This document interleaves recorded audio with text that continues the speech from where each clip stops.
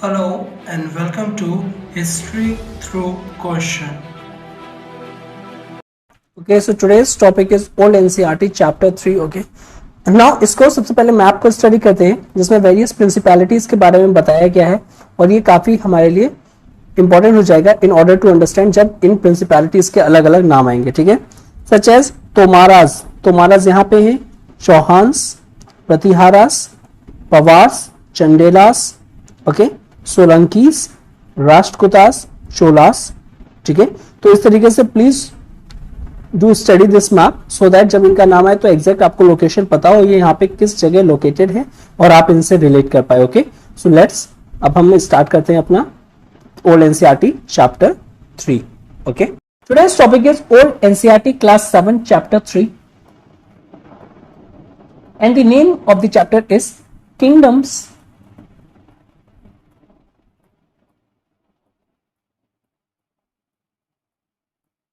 Of the north. और जो time period हम डिस्कस करेंगे 800 एडी से लेकर 1200 एडी का हम लोग डिस्कस करेंगे. ओके, स्टार्ट करते हैं. नाउ जो गुप्ता एज थी और जो गुप्ता एम्पायर था वो एक बहुत ही वास्ट एम्पायर था.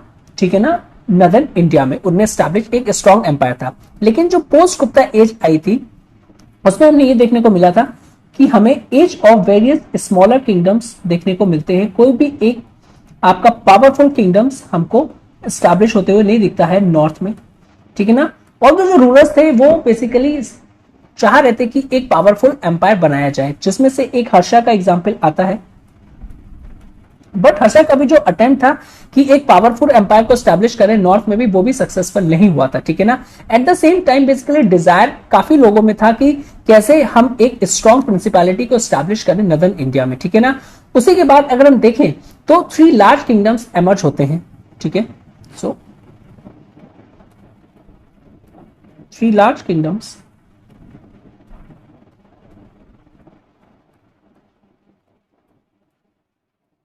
एमर्ज होते हैं और ये जो एमर्ज होते हैं इनका जो टाइम पीरियड है ये होते हैं 750 से लेके 1000 एडी में. ठीक है ना, लेकिन इनके लिए ये कहा गया ये जो 3 लार्ज किंगडम्स एमर्ज होते हैं ये आपस में काफी ज्यादा लड़ाई कर रहे थे. ठीक है ना, नाउ ये जो 3 किंगडम्स थे इनके बीच में राइवलरी थी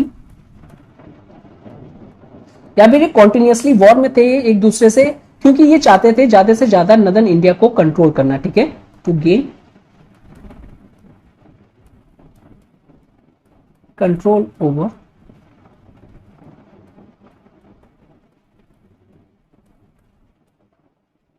northern India.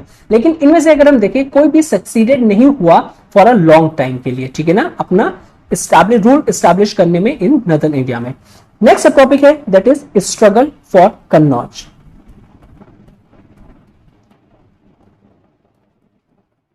Struggle for Kannauj. Okay, now many campaigns हुई थी नदर्न इंडिया में जो कि बेसिकली फॉर्ट की गई थी over the city of Kannauj, Kannauj की सिटी के ऊपर. ठीक है ना, और ये जो कन्नौज थी ये कैपिटल थी एक टाइम पे हर्षा की. Capital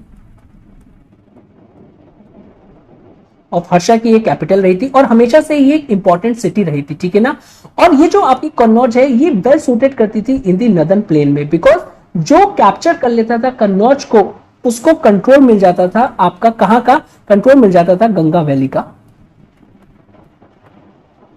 control over Ganga valley. जो भी आपका कन्नौज को कंट्रोल कर लेता था उसके अंडर में क्या आ जाता था? बेसिकली गंगा वैली का भी कंट्रोल आ जाता था.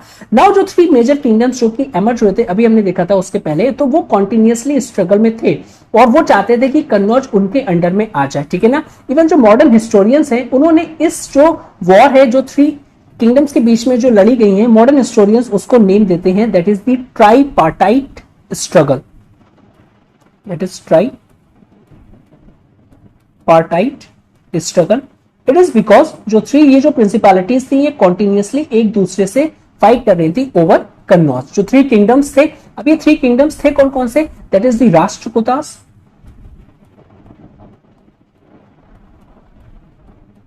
एक थे राष्ट्रकूतास, दूसरे थे दी प्रतिहारास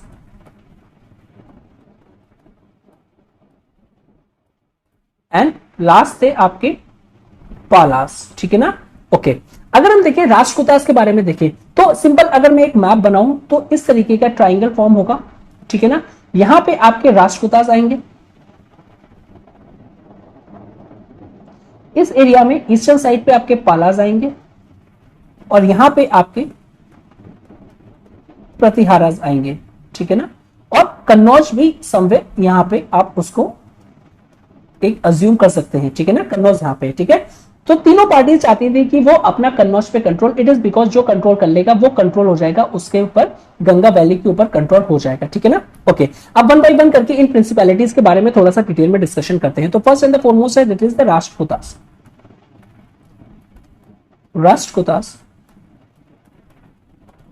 नाउ इन राष्ट्रकूटास के बारे में कहा जाता है कि ये जो रूल करते थे ये नॉर्थ वेस्टर्न डेक्कन पार्ट में करते थे, नॉर्थ वेस्टर्न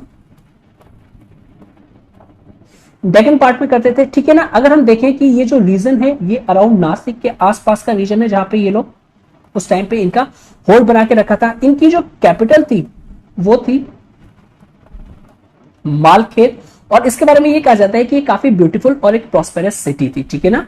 ऑल्सो हमें ये भी देखने को मिलता है कि ये जो राष्ट्रकूटास थे ये बेसिकली फाइट करते थे इन द पेनिनसुला रीजन में, अपना कैंपेन्स चलाते थे especially in the peninsula region में। और वहां की जो प्रिंसिपैलिटीज थी दैट इज जो पावरफुल थी पल्लवास एंड चालुक्यास, ये जो प्रिंसिपैलिटीज थी इनसे ये कॉन्टिन्यूसली कैंपेन में रहते थे। इन पेनिनसुला की हम बात कर रहे हैं, ठीक है ना। नाउ अगर राष्ट्रकूटास के देखें उनमें से एक काफी एम्बिशियस किंग थे जिनका नाम है अमोघ वर्षा,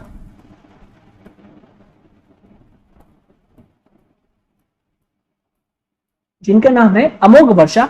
जो क्या चाहते थे, वो चाहते थे कि जो राष्ट्रकूटा की पावर है वो काफी स्ट्रांग हो नॉर्दर्न इंडिया में भी। तो ये चाहते थे कि स्ट्रांग एम्पायर बने राष्ट्रकूटा का इन दी नॉर्दर्न इंडिया में भी, नॉर्दर्न इंडिया में भी। डेक्कन में इनका काफी अच्छा कंट्रोल था, ठीक है ना। और ये चाहते थे कि आपका नॉर्दर्न इंडिया में भी इनका स्ट्रॉन्ग कंट्रोल बने, ठीक है ना, जैसे उनका डेक्कन में था। तो बेसिकली इन्होंने काफी ज्यादा अटेम्प्ट किया था कि कैसे ये कंट्रोल करे north by capturing the Kannauj, ठीक है। So try to capture Kannauj, और उसी तरीके से ये नॉर्थ में अपना एक से बनाना चाहते थे। नेक्स्ट जो प्रिंसिपैलिटीज थी दैट इज दी प्रतिहारास। नौ प्रतिहारास के बारे में ये कहा जाता है कि ये रूल करते थे अवंती, अवंती जो रीजन है, और plus part of southern Rajasthan का जो रीजन है,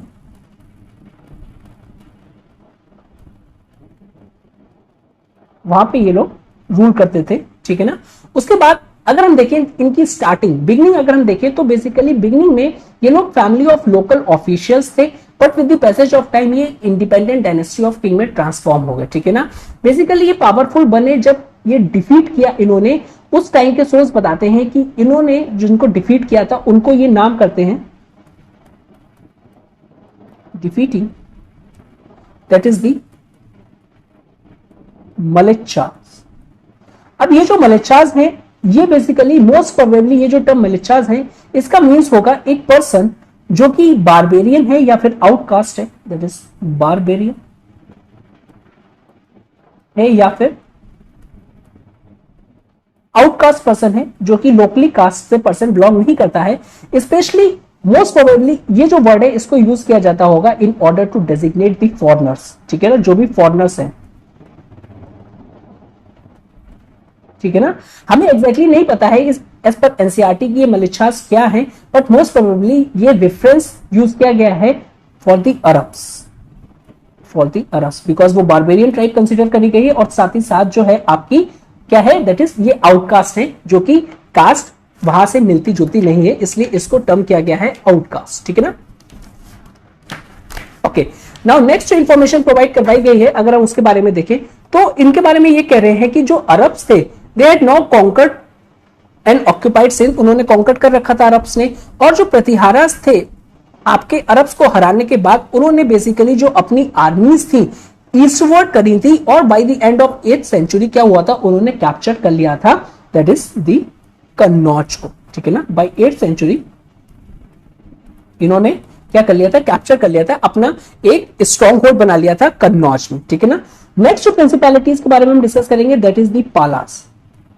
नाउ पालास के बारे में ये कहा जाता है, ये जो पालास किंग थे बेसिकली ये बंगाल में आपका रूल करते थे, बंगाल का जो रीजन था वहां पे ये रूल करते थे और ये काफी इंटरेस्टेड थे कन्नौज में भी, ठीक है ना। अच्छा, जो पालास रूलर्स थे बेसिकली उन्होंने 400 ईयर्स तक रूल किया है, ठीक है ना, 400 ईयर्स तक, और ये काफी एक लॉन्ग टाइम पीरियड है। और इनका जो एम्पायर था वो कॉन्स्टिट्यूट करता था बेसिकली बंगाल का रीजन, होल ऑफ बंगाल, और साथ ही साथ होल ऑफ बंगाल, बंगाल का होल रीजन, और साथ ही साथ even various parts of Bihar का जो है वो भी उस टाइम इन पालास के अंडर में बेसिकली इनके अंडर कंट्रोल में था, ठीक है ना। जो फर्स्ट पाला किंग थे वो थे आपके गोपाला, और उनके बारे में ये कहा जाता है कि ये इलेक्टेड किंग थे, ठीक है ना।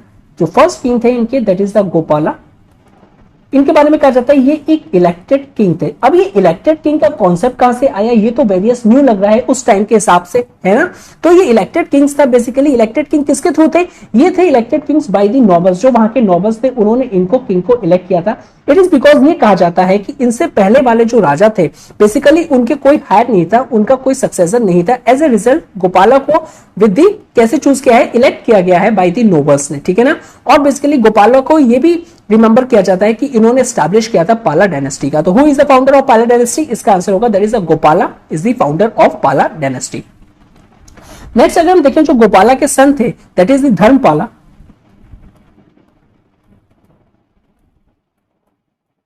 ये जो धर्मपाला थे ये गोपाला के सन थे, ठीक है ना। इन्होंने जो अपनी डायनेस्टी थी पाला जो ऑलरेडी पावरफुल थी उसको और पावरफुल बनाया, ठीक है ना। इनके अर्ली पार्ट ऑफ रेन में हमें ये देखने को मिलता है कि बेसिकली ये राष्ट्रकूता किंग से हारे थे। He was defeated by Rashtrakuta king, early reign में अपने ये राष्ट्रकूता किंग से बेसिकली ये डिफीट हुए थे, ठीक है ना। हाउएवर उसके बाद जो धर्मपाला थे उन्होंने अपनी आर्मी को ऑर्गेनाइज किया और बेसिकली फिर से अटैक किया कन्नौज के ऊपर, ठीक है ना। अच्छा, जो पालास थे उन्होंने जो ऑर्गेनाइज किया था अपनी power basically partly on building a strong army और साथ ही साथ बेसिकली अलायंस भी बनाए थे, ठीक है ना। तो अपनी पालास ने अपने आप को कैसे स्ट्रॉन्ग किया था, दो तरीके से स्ट्रॉन्ग किया था। एक तो बेसिकली जो मोस्ट पॉपुलर वे था कि अपनी जो आर्मी थी उसको स्ट्रॉन्ग बनाए, आर्मी को स्ट्रॉन्ग बनाए, और दूसरे इन्होंने वेरियस अलायंसेस बनाए थे, अलायंसेस नेबरहुड एरियाज में बनाए थे ताकि उनको as and when time required वहां पे उनको मदद मिल जाए, ठीक है ना। अब ये जो बेसिकली जो अलायंसेस बनाए थे ये नेबरहुड किंगडम्स में बनाए थे, ठीक है ना। एग्जाम्पल मेंशन दे रखा है एनसीईआरटी में that is treaty of friendship. एक ट्रीटी ऑफ फ्रेंडशिप साइन करी गई थी, ट्रीटी ऑफ फ्रेंडशिप, और ये जो ट्रीटी ऑफ फ्रेंडशिप थी ये पालास ने साइन करी थी बेसिकली उस टाइम किंग ऑफ तिब्बत से ये ट्रीटी साइन करी थी, ट्रीटी ऑफ फ्रेंडशिप। तो इस तरीके के उन्होंने अलायंस बनाए थे, ठीक है ना। ओके, नेक्स्ट अगर हम ये देखने को मिलता है कि इन एडिशन में अगर हम जो पालास है, पालास को इक्वेट किया जाता है चोलास ऑफ साउथ से, बिकॉज जो पालास थे उन्होंने भी काफी इंटरेस्ट लिया था ट्रेड में जैसे चोलास ने लिया था, ठीक है ना। काफी इंटरेस्ट लिया था ट्रेड में, और एज ए रिजल्ट हमें यह देखने को मिलता है कि जो इंडियन ट्रेड था उस टाइम पे पालास भी साउथ ईस्ट एशिया में दैट इज ट्रेड करते थे, ठीक है ना। और बेसिकली एनकरेज करते थे अपने मर्चेंट्स को कि ज्यादा से ज्यादा वो लोग ट्रेड में पार्ट लें सो दैट उनके पास और रिसोर्सेज आए, तो उससे उनका जो एम्पायर है वो पावरफुल बनेगा, ठीक है। ओके, नाउ जो पालास थे उन्होंने जैसे आपका कन्नौज को होल्ड तो कर लिया था, उसको जीत तो लिया था, लेकिन वो होल्ड नहीं कर पाए काफी टाइम तक, ठीक है ना। उसके बाद जो प्रतिहारास थे उन्होंने अपनी पावर को रिकवर किया और बेसिकली स्ट्रेंथन हुए, ठीक है ना। जो प्रतिहारास थे अपनी पावर को इन्होंने रिकवर किया, और इसमें जो उनके एक इंपॉर्टेंट किंग है दैट इज द किंग भोजा, उन्होंने काफी एक इंपॉर्टेंट रोल प्ले किया, ठीक है ना। किंग भोजा के बारे में कहा जाता है कि इन्होंने रूल किया था about time period 836 AD to 882, और बेसिकली ये एक काफी रिनोन्ड किंग थे उस टाइम नदर्न इंडिया के उस टाइम पे, ठीक। तो ये जो भोजा थे इनके बारे में कहा जाता है कि ये काफी माइटी और सक्सेसफुल वॉरियर थे, ओके। और साथ ही साथ इन्होंने क्या किया था, इन्होंने रिकैप्चर किया था कन्नौज को फॉर द प्रतिहारास के लिए, कन्नौज को भी इन्होंने रिकैप्चर किया था। ओके। हाउएवर जब भोजा चाहते थे कि बेसिकली कि वो अटैक करे राष्ट्रकूटास पे, ठीक है ना, तो भोजा ने राष्ट्रकूटास पे अटैक किया था, लेकिन वो उस समय डिफीट हो गए थे, डिफीट पाई थी राष्ट्रकूटा किंग जिनका नाम था ध्रुवा। ध्रुवा और बेसिकली एक अरब मर्चेंट थे जिनका नाम था सुलेमान। उन्होंने एक अकाउंट लिखा है विद रिस्पेक्ट टू इंडिया, जो कि उन्होंने लिखा था 851 एडी में। एक अरब मर्चेंट थे, अरब मर्चेंट सुलेमान। उन्होंने अकाउंट लिखा है जिसमें उन्होंने इस एक्ट के बारे में मेंशन किया है, और ये लिखा था उन्होंने 851 एडी के आसपास, ठीक है ना। इसमें इन्होंने रिफर किया है द किंग ऑफ JUZR, जुजर, ठीक है ना। सिंपली अगर हम कहें कि उन्होंने ये मेंशन किया है कि एक पावरफुल किंग थे जो कि रूल करते थे इस रिच किंगडम को। नाउ हिस्टोरियंस, एज पर हिस्टोरियंस ये बिलीव करते हैं ये जो जुजर जो किंग, ये जो नेम मेंशन किया गया है, ये प्रोबेबली एक अरेबिक नेम है और इसका मतलब है गुजरात, ठीक है ना।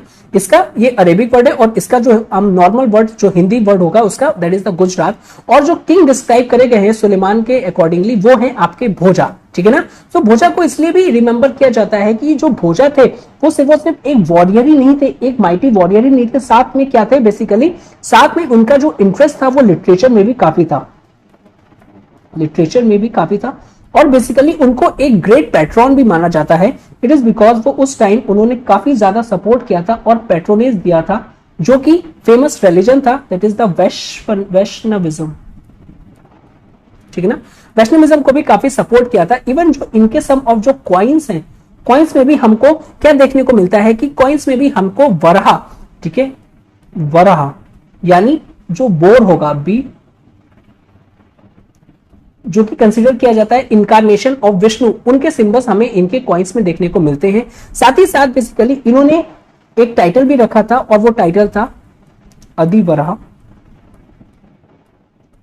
ओके, तो ये आपका भोजा के बारे में इंपॉर्टेंट इंफॉर्मेशन प्रोवाइड करवाई गई थी।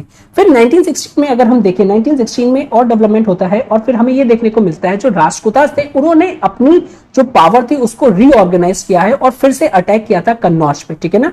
तो राष्ट्रकूटास एट दिस टाइम इन्होंने अपनी आर्मी को ऑर्गेनाइज किया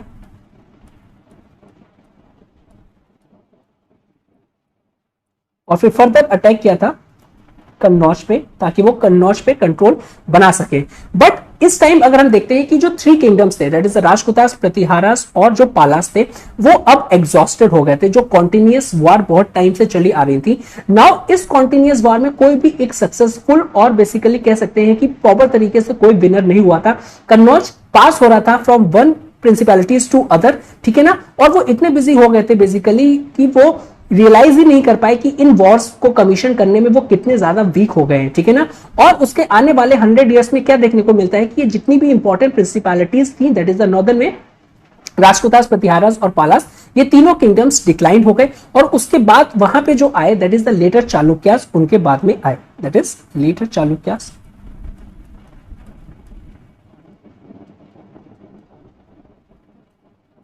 ठीक है, लेटर चालुक्यास आए, वहां पे उन्होंने रूल किया उस एरिया पे जहां पे राष्ट्रकूटास रूल करते थे। उसके बाद जो पाला किंगडम था, ठीक है ना, याद होगा अभी हमने डिस्कस किया था कि पाला किंगडम को कहीं ना कहीं हमने इक्वेट किया था बेसिकली चोला से, ठीक है ना, इन टर्म्स ऑफ ट्रेड। तो ये जो पाला किंगडम थे ये इसको थ्रेटन कर रहा था चोला आर्मीज, और बेसिकली जो लेटर है दैट इज पालास को फिर उसके बाद आने वाले टाइम में रूल किया गया आपका दैट इज सेना डायनेस्टी में। सेना डायनेस्टी ने इसको रूल किया। उसके बाद जो प्रतिहारा किंगडम बचा हुआ था, अगर प्रतिहारा किंगडम के बारे में हम देखें तो प्रतिहारा किंगडम बेसिकली डिवाइड हो गया नंबर ऑफ स्टेट्स में, तो इसका डिवीजन हो गया, divided into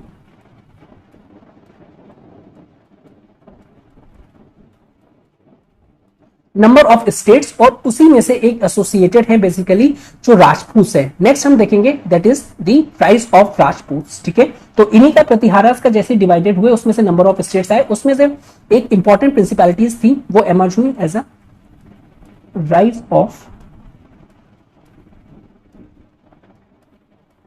Rajput. Okay, now next sub topic is the राजपूत्स।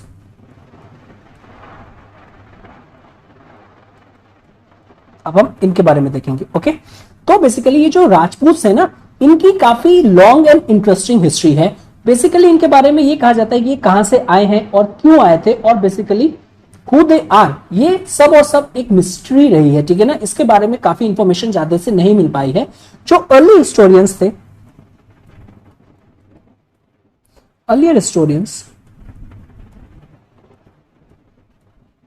Basically they were under the impression that कि इनमें से सम राजपूत में से उनमें से कुछ जो है वो बिलोंग करते हैं सेंट्रल एशिया से। ठीक है ना, कि वो वहां की सेंट्रल एशियन जो ट्राइब्स थे वो वहां से आए हैं, सेंट्रल एशियन ट्राइब्स। ठीक है ना, और बेसिकली वो आए हैं इंडिया में आफ्टर हुन्स, यानी जब हुन्स ने इन्वेट किया था नदर्न इंडिया को, उसके बाद वो आए हैं और वहां पे वो सेटल हो गए। जो अदर हिस्टोरियंस है they were under the impression that कि ये लोग जो राजपूत थे ये यहीं के लोकल चीफ्स थे, कि यहीं पे ये एमर्ज हुए थे, लेकिन थे ये लोकल चीफ्स। बेसिकली उनका स्टेटस जो था वो काफी ज्यादा स्टेटस हाई था, हाई स्टेटस के ये लोकल चीफ्स हुआ करते थे। ठीक है ना, और ये डिवाइडेड थे काफी क्लैंस में, they are divided into clans, ये काफी डिवाइडेड थे क्लैंस में। और बेसिकली जो राजपूत हैं उनके बारे में ये कहा जाता है कि ये अपने आप को कहते थे कि they belong from Kshatriya caste. ठीक है ना, तो दे आर फ्रॉम क्षत्रिय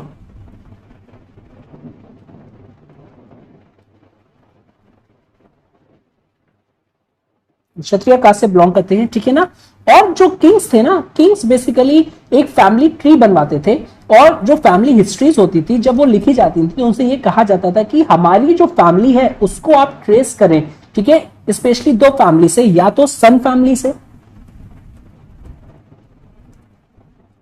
और सन फैमिली का दूसरा नाम आता है सूर्यवंशी, सूर्यवंशी,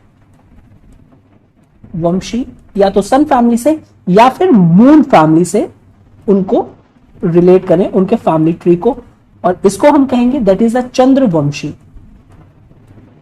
चंद्रवंशी। जो कि बेसिकली ये जो मेन फैमिलीज थी ये एंशियंट टाइम थी, यानी ये एंशियंट इंडियन किंग से बिलोंग करती थी, एंशियंट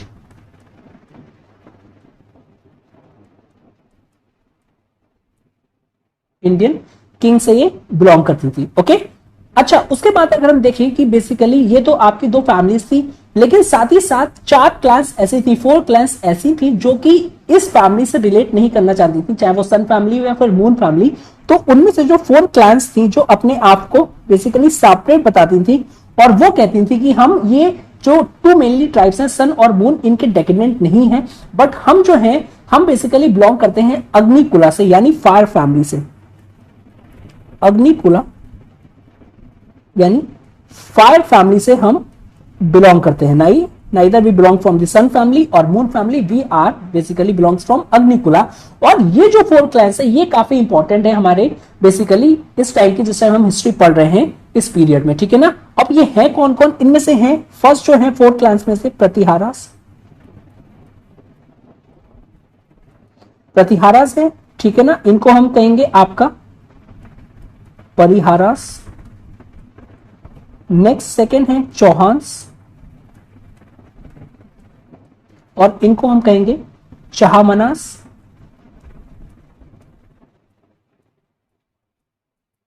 थर्ड है सोलंकी, और इनको कहा जाता है चालुक्यास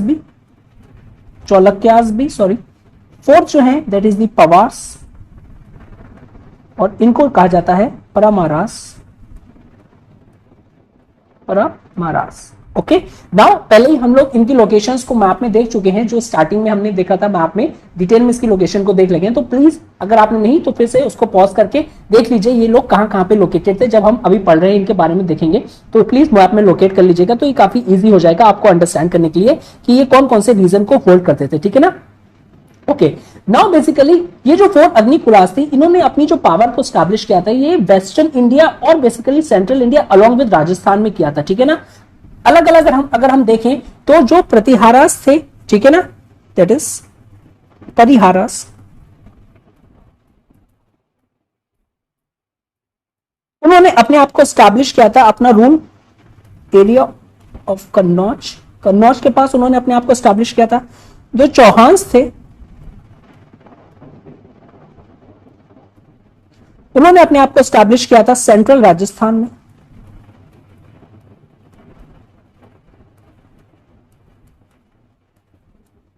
और जो सोलंकी थे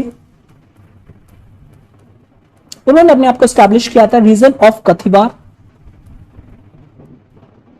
सो कथियावार का रीजन और प्लस उसके सराउंडिंग में रीजन में उन्होंने अपने आप को स्टैब्लिश किया था। Last but not the least जो पवार्स हैं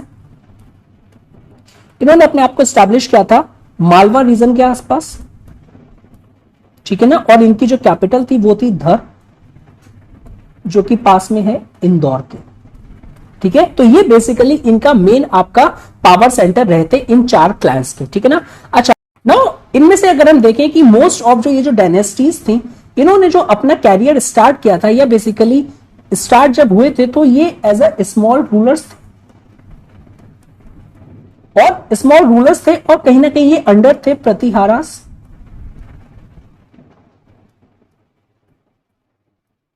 एंड राष्ट्रकूटास के,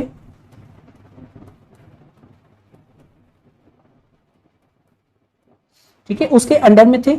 और बेसिकली क्या हुआ लेटर जब हमने देखा था कॉन्फ्लिक्ट चल रहा था प्रतिहारास राष्ट्रकूटास का और किनका, आपका पालास का, तो ये जो ट्राइप्रिटाइट स्ट्रगल था इन्होंने इन प्रिंसिपैलिटीज को, दैट इज जो मेन प्रिंसिपैलिटीज थी नॉर्थ में प्रतिहारास राष्ट्रकूटास को वीक कर दिया। तो लेटर ये जो पहले स्मॉलर रूलर्स थे वो रेबल करने लगे अपने ओवरलॉर्ड्स को, दैट इज प्रतिहारास और राष्ट्रकूटास। फाइनली जब उनकी पावर और डिक्लाइन हो गई तो इन्होंने अपने आप को इंडिपेंडेंस डिस्टैब्लिश कर लिया, ठीक है ना। तो ये जो स्मॉल रूलर्स थे इन्होंने बेसिकली क्या किया, सुजरैनिटी को आपका हटा दिया बिकॉज वो लोग वीक हो गए थे, और अपने आप को एक इंडिपेंडेंस और इंडिपेंडेंट रूलर डिक्लेयर कर दिया। तो यहां से इनका ये ओरिजिन भी ट्रेस होता है, ठीक है ना। अदर माइनस रूलर्स अगर हम देखें कि वो भी पावरफुल हुए थे इस टाइम, और उन्होंने भी ग्रेजुअली स्टार्ट कर दिया था अपना स्मॉल किंगडम्स को बनाना other parts of northern India में, various parts of northern India में। अगर हम देखें उनमें से कुछ है, दैट इज द नेपाल, ठीक है ना, कामरूपा, कामरूपा आसाम का नाम है, कश्मीर, ठीक है, एंड उत्कला, और उत्कला को कहते हैं उड़ीसा, ठीक है ना। इसी टाइम पे हमें हिल स्टेट्स ऑफ पंजाब का भी एमर्जेंस देखने को मिलता है, ठीक है ना। तो मेनी ऑफ जो हिल स्टेट्स हैं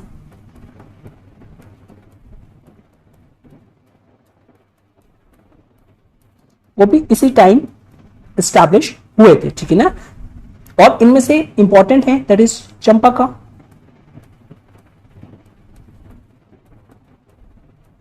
जिनको कहते हैं चंबा,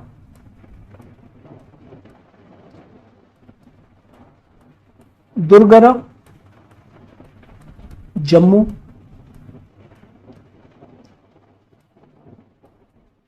कुलुता कुल्लू। और ये जो किंगडम्स एमर्ज हुए थे बेसिकली, लेकिन इनको राजपूत की हिस्ट्री में कंसिडर नहीं किया जाता है। इट इज बिकॉज ये आइदर हिल्स पे थे और काफी दूर थे राजपूत किंगडम से, ठीक है ना। ऑन दी अदर हैंड जिन किंगडम्स को कंसिडर किया जाता है, राजपूत की हिस्ट्री से ट्रेस किया जाता है, वो है आपके सेंट्रल इंडिया में एंड राजस्थान, और उनके नेम है दैट इज चंडेलास। ये लोकेटेड है बुंदेलखंड में।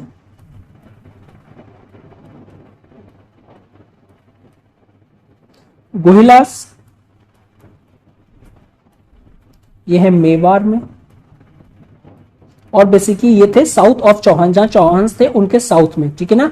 नॉर्थ ईस्ट ऑफ चौहान जो थे वो थे तोमारास, ठीक है ना। एंड वो रूल करते थे हरियाणा में, और जो इनका रीजन था बेसिकली अराउंड दिल्ली। तो तोमारास जो थे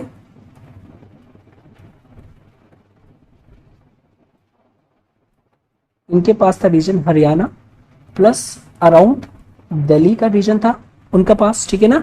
और बेसिकली ये जो तोरानास थे इन्होंने अपने आप को एक बिगन किया था as a small rulers under the Pratiharas, but उसके बाद इन्होंने क्या किया था, उनके रूल के अंडर से, प्रतिहारास के अंडर के रूल में जब वो वीक हो गए तो अपने आप को इंडिपेंडेंट स्टैब्लिश कर लिया। और जो तोमारास थे बेसिकली इनके बारे में ये कहा जाता है कि इन्होंने एक सिटी को बिल्ड किया था और उसका नाम था आपका दिल्ली का, ठीक है ना, दिल्ली का, और सिंपली दिल्ली, और ये उन्होंने स्टैब्लिश किया था 736 एडी में, ठीक है ना। लेटर जो चौहान्स थे उन्होंने डिफीट कर दिया था तोमारास को और इनके किंगडम को एनेक्स कर लिया था। तो जो दिल्ली का है या दिल्ली है उसको बिल्ड किसने किया था, तोमारास ने किया था। कब किया था, ये किया था एडी 736 में। लेटर इनको एनेक्स कर लिया था बेसिकली डिफीट करके चौहान्स ने, लेकिन इसके जो मेन सिटी को बिल्ड किया था वो थे तोमारास, ठीक है ना। नाउ लेटर क्या हुआ, इस सिटी के स्टैब्लिश होने के बाद जो चौहान्स थे उन्होंने तोमारास को डिफीट कर दिया, ठीक है ना। जो चौहान्स थे, चौहान्स डिफीटेड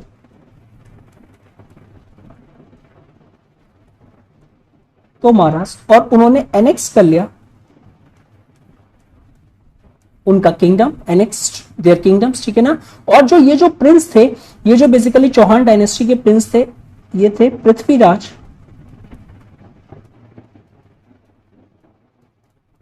थर्ड, ठीक है ना, जो कि बेसिकली इनको एक हीरो कंसिडर किया जाता है। एक फेमस बैलाड है that is the Prithviraj Rao, जो कि कंपोज किया था लेटर बाय हिंदी पोएट शांत बारदई ने, ठीक है ना। तो ये फैक्चुअल इंफॉर्मेशन है, प्लीज डू रिमेंबर। अच्छा, इनके बारे में ये कहा जाता है, इनके किंगडम्स के बारे में ये कहा जाता है, ये जो किंगडम्स थे आपस में ही फाइट करते रहते थे, ठीक है। So these kingdoms fought each other, kingdoms fighting each other,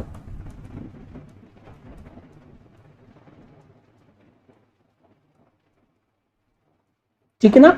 अब ये क्यों फाइट करते थे, बेसिकली इनके अंदर शो ऑफ और एटीट्यूड बहुत था, ठीक है ना। शो ऑफ देयर स्ट्रेंथ, अपनी स्ट्रेंथ को प्रूव करने के लिए कि कौन ज्यादा पावरफुल है, ये एक दूसरे से लड़ते रहते थे, ठीक है।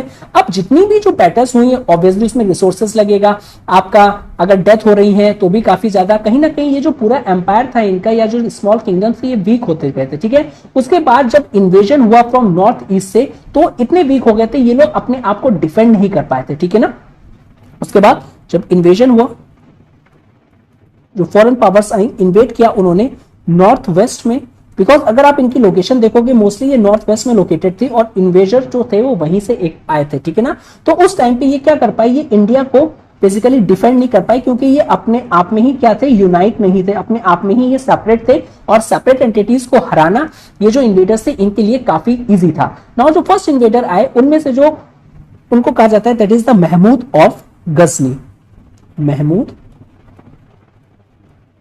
ऑफ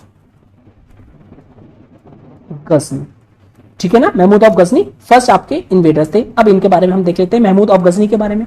तो गजनी के अगर हम बारे में देखें तो ये एक स्मॉल किंगडम था, इट्स एन स्मॉल किंगडम। और ये किंगडम था कहां, ये था आपका अफगानिस्तान में लोकेटेड था ये किंगडम, ठीक है ना। बेसिकली इसको फाउंड किया था टर्किश नोबलमैन ने इन द 10th सेंचुरी में, दैट इज जो गजनी एम्पायर है इनका, ठीक है ना। अच्छा, इनमें से एक सक्सेसर जो थे दैट इज जो महमूद, वो इस गजनी एम्पायर के वन ऑफ सक्सेसर थे दैट इज द महमूद। वो चाहते थे कि ये जो गजनी एम्पायर है इसको बेसिकली एनलार्ज किया जाए, बिग किया जाए और बेसिकली पावरफुल बनाया जाए, एक पावरफुल किंगडम में ट्रांसफॉर्म किया जाए, ठीक है ना। लेकिन उसके लिए क्या करना चाहिए, तो उसके लिए उनको कॉन्कर करना था a part of central Asia, part of central Asia, ठीक है ना। लेकिन इसको करने के लिए इनको क्या चाहिए था, बेसिकली इनको एक लार्ज वेल इक्विप्ड आर्मी चाहिए थी, ठीक है। सो ही नीडेड लार्ज आर्मी। अब लार्ज आर्मी को आपको सैलरी देने के लिए, उस इक्विपमेंट्स को खरीदने के लिए बेसिकली क्या चाहिए आपको, पैसे चाहिए, ठीक है ना। तो इन्होंने एज ए रिजल्ट क्या किया कि जो नेबर्स ऑफ नेबरिंग अफगानिस्तान थे सच एज इंडिया हो गया, उनके बारे में सुन रखा था कि वो एक्सट्रीमली रिच है। तो इन्होंने प्लान किया कि ये जो हमें अपना कैंपेन जो सेंट्रल एशिया में हमें एक्सपेंड करना है, ये जो फंड करेंगे हम, ये इन्वेट करेंगे इंडिया को, वहां से हमें काफी ज्यादा आपका गोल्ड मिलेगा और पैसे मिलेंगे, so that we can basically हम एक अच्छी आर्मी बना पाएंगे और फाइनली हम कॉन्कर कर पाएंगे सेंट्रल एशिया का पार्ट, ताकि जो गजनी एम्पायर है वो एक बिग और पावरफुल में कन्वर्ट हो जाए, ठीक है। तो ये इनकी फर्स्ट रेड जो बिगिन होती है, फर्स्ट रेड जो बिगिन होती है वो होती है 1000 एडी से, और with in a short span of 25 years हमको ये देखने को मिलता है कि ये जो महमूद हैं इन्होंने इंडिया पे 17 रेड्स करी हैं। और इन रेड्स के बीच में ये क्या करते थे बेसिकली, आपका साथ ही साथ ये फॉर्ट कर रहे थे बैटल्स इन सेंट्रल एशिया और अफगानिस्तान में भी। लेटर इन्होंने एनेक्स किया था पंजाब, और इस पंजाब को क्या बना लिया था, अपना किंगडम का एक पार्ट बना लिया था, ठीक है ना। और अगर हम देखें बिटवीन एडी 110 से लेकर 125, तो ये जो टाइम पीरियड है 110 से 125, इसमें हमने ये देखने को मिलता है कि ये जो महमूद हैं इन्होंने बेसिकली अटैक किया ओनली द टेंपल, यानी टेंपल को इन्होंने काफी ज्यादा अटैक किया, या फिर टेंपल टाउन्स को अटैक किया जो कि लोकेटेड थे नदर्न इंडिया में। अब what was the reason why he only attack the temple towns and not other towns, ठीक है ना। तो बेसिकली इन्होंने सुन रखा था कि ये जो टेंपल्स हैं इसमें बहुत ज्यादा गोल्ड और ज्वेलरी छुपा हुआ है और रखा हुआ है इन बिग टेंपल्स में, ठीक है। बिकॉज ये जो टेंपल्स होते थे उस टाइम ये बहुत ज्यादा आपके क्या होते थे, वेल्थी होते थे, रिच होते थे, ठीक है ना। सो इनका ऑब्जेक्टिव था कि हम टेंपल्स को डिस्ट्रॉय करेंगे, वी डिस्ट्रॉय टेंपल्स, और गोल्ड और ज्वेलरी जो भी इसमें रखी हुई है वो हम ले लेंगे, तो हम बेसिकली वेल्थी मिल जाएगी। नाउ से अगर हम देखें एक अटैक को फ्रीक्वेंटली मेंशन करते हैं, दैट इज जो टेंपल ऑफ सोमनाथ का डिस्ट्रक्शन था, दैट इज डिस्ट्रक्शन ऑफ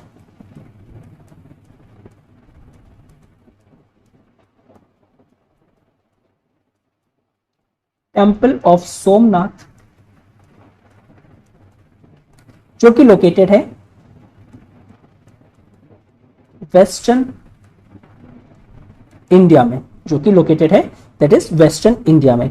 और ये जो डिस्ट्रॉय करते थे टेंपल का, इसका एक अलग उनका अपना एडवांटेज था, ठीक है ना। इनकी एक अपनी बेसिकली लॉजिक था कि ये क्लेम करना चाहते थे कि ज्यादा से ज्यादा जो टेंपल्स हैं इन्होंने तोड़े हैं, इट इज बिकॉज इनको वो रिलीजियस मेरिट प्रोवाइड करवाएगा, बिकॉज ये क्या कर रहे हैं, डिस्ट्रॉय कर रहे हैं वेरियस इमेजेस को।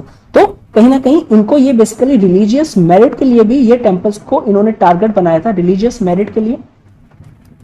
बिकॉज ये क्या कर रहे हैं, ये कर रहे हैं इमेजेस को डिस्ट्रॉय कर रहे हैं जो कि टेंपल्स के अंदर लोकेटेड है, ठीक है ना। इमेजेस को डिस्ट्रॉय कर रहे हैं, तो इनकी रिलीजियस मेरिट का भी एक और ये ऑब्जेक्टिव था, ठीक है ना। एक तरफ तो इनको वेल्थ मिल रही थी, ठीक है ना, और दूसरी तरफ क्या हो रहा है, एक रिलीजियस मेरिट भी इनको मिलती जा रही थी, ठीक है। नाउ उसके बाद अगर हम देखें 130 एडी में क्या हुआ, जो महमूद थे वो डाई हो गए, इनका आपके ये मर गए,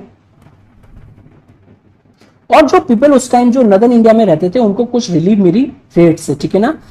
ऑल दो अगर हम देखें जो महमूद थे वो इंडिया में काफी ज्यादा उनको डिस्ट्रक्शन से जोड़ा जाता है, उनकी बेसिकली जितना भी टाइम पीरियड था, लेकिन इनकी अपनी कंट्री में देखें तो इन्होंने काफी ज्यादा ब्यूटीफुल मॉस्क और लाइब्रेरी भी बिल्ड करवाई थी, ठीक है ना। एट द सेम टाइम ये पैट्रॉन थे फेमस पर्शियन पोएट फिरदौसी के, ठीक है ना, ओके, जिन्होंने बेसिकली एपिक पोएम लिखी है शाहनामा। तो जो महमूद है वो डाई हो गए थे। इन इंडिया में इनको डिस्ट्रक्शन से जोड़ा जाता है, और इनके अपने सिटी में इनको कहा जाता है कि बेसिकली इन्होंने काफी बिल्ड किया था beautiful mask,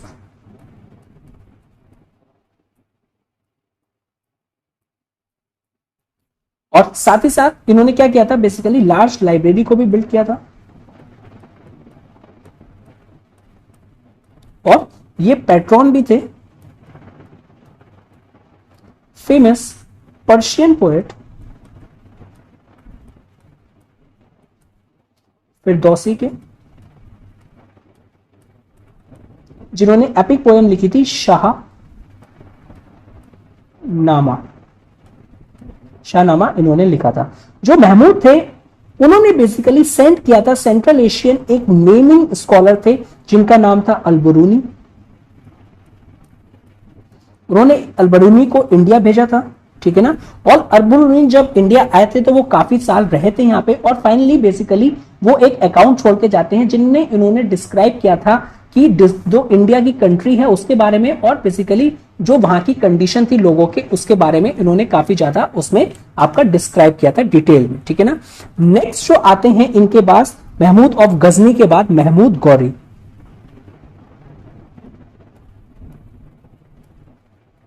Mahmood Gauri, okay. Now जो बेसिकली जो रेड्स पहले हो चुकी थी महमूद ऑफ गजनी जो कर चुके थे वो बेसिकली क्या थी, उनका मेन ऑब्जेक्टिव था कि ज्यादा से ज्यादा क्या वॉर बूटी यानी आपका लूट करी जाए ज्यादा से ज्यादा। बट हम देखते हैं towards the end of 12th century जो इन्वेजन था महमूद गौरी का स्टार्ट हुआ और ये जो थे एक रूलर थे बेसिकली स्मॉल किंगडम के अफगानिस्तान के। तो ये एक स्मॉल किंगडम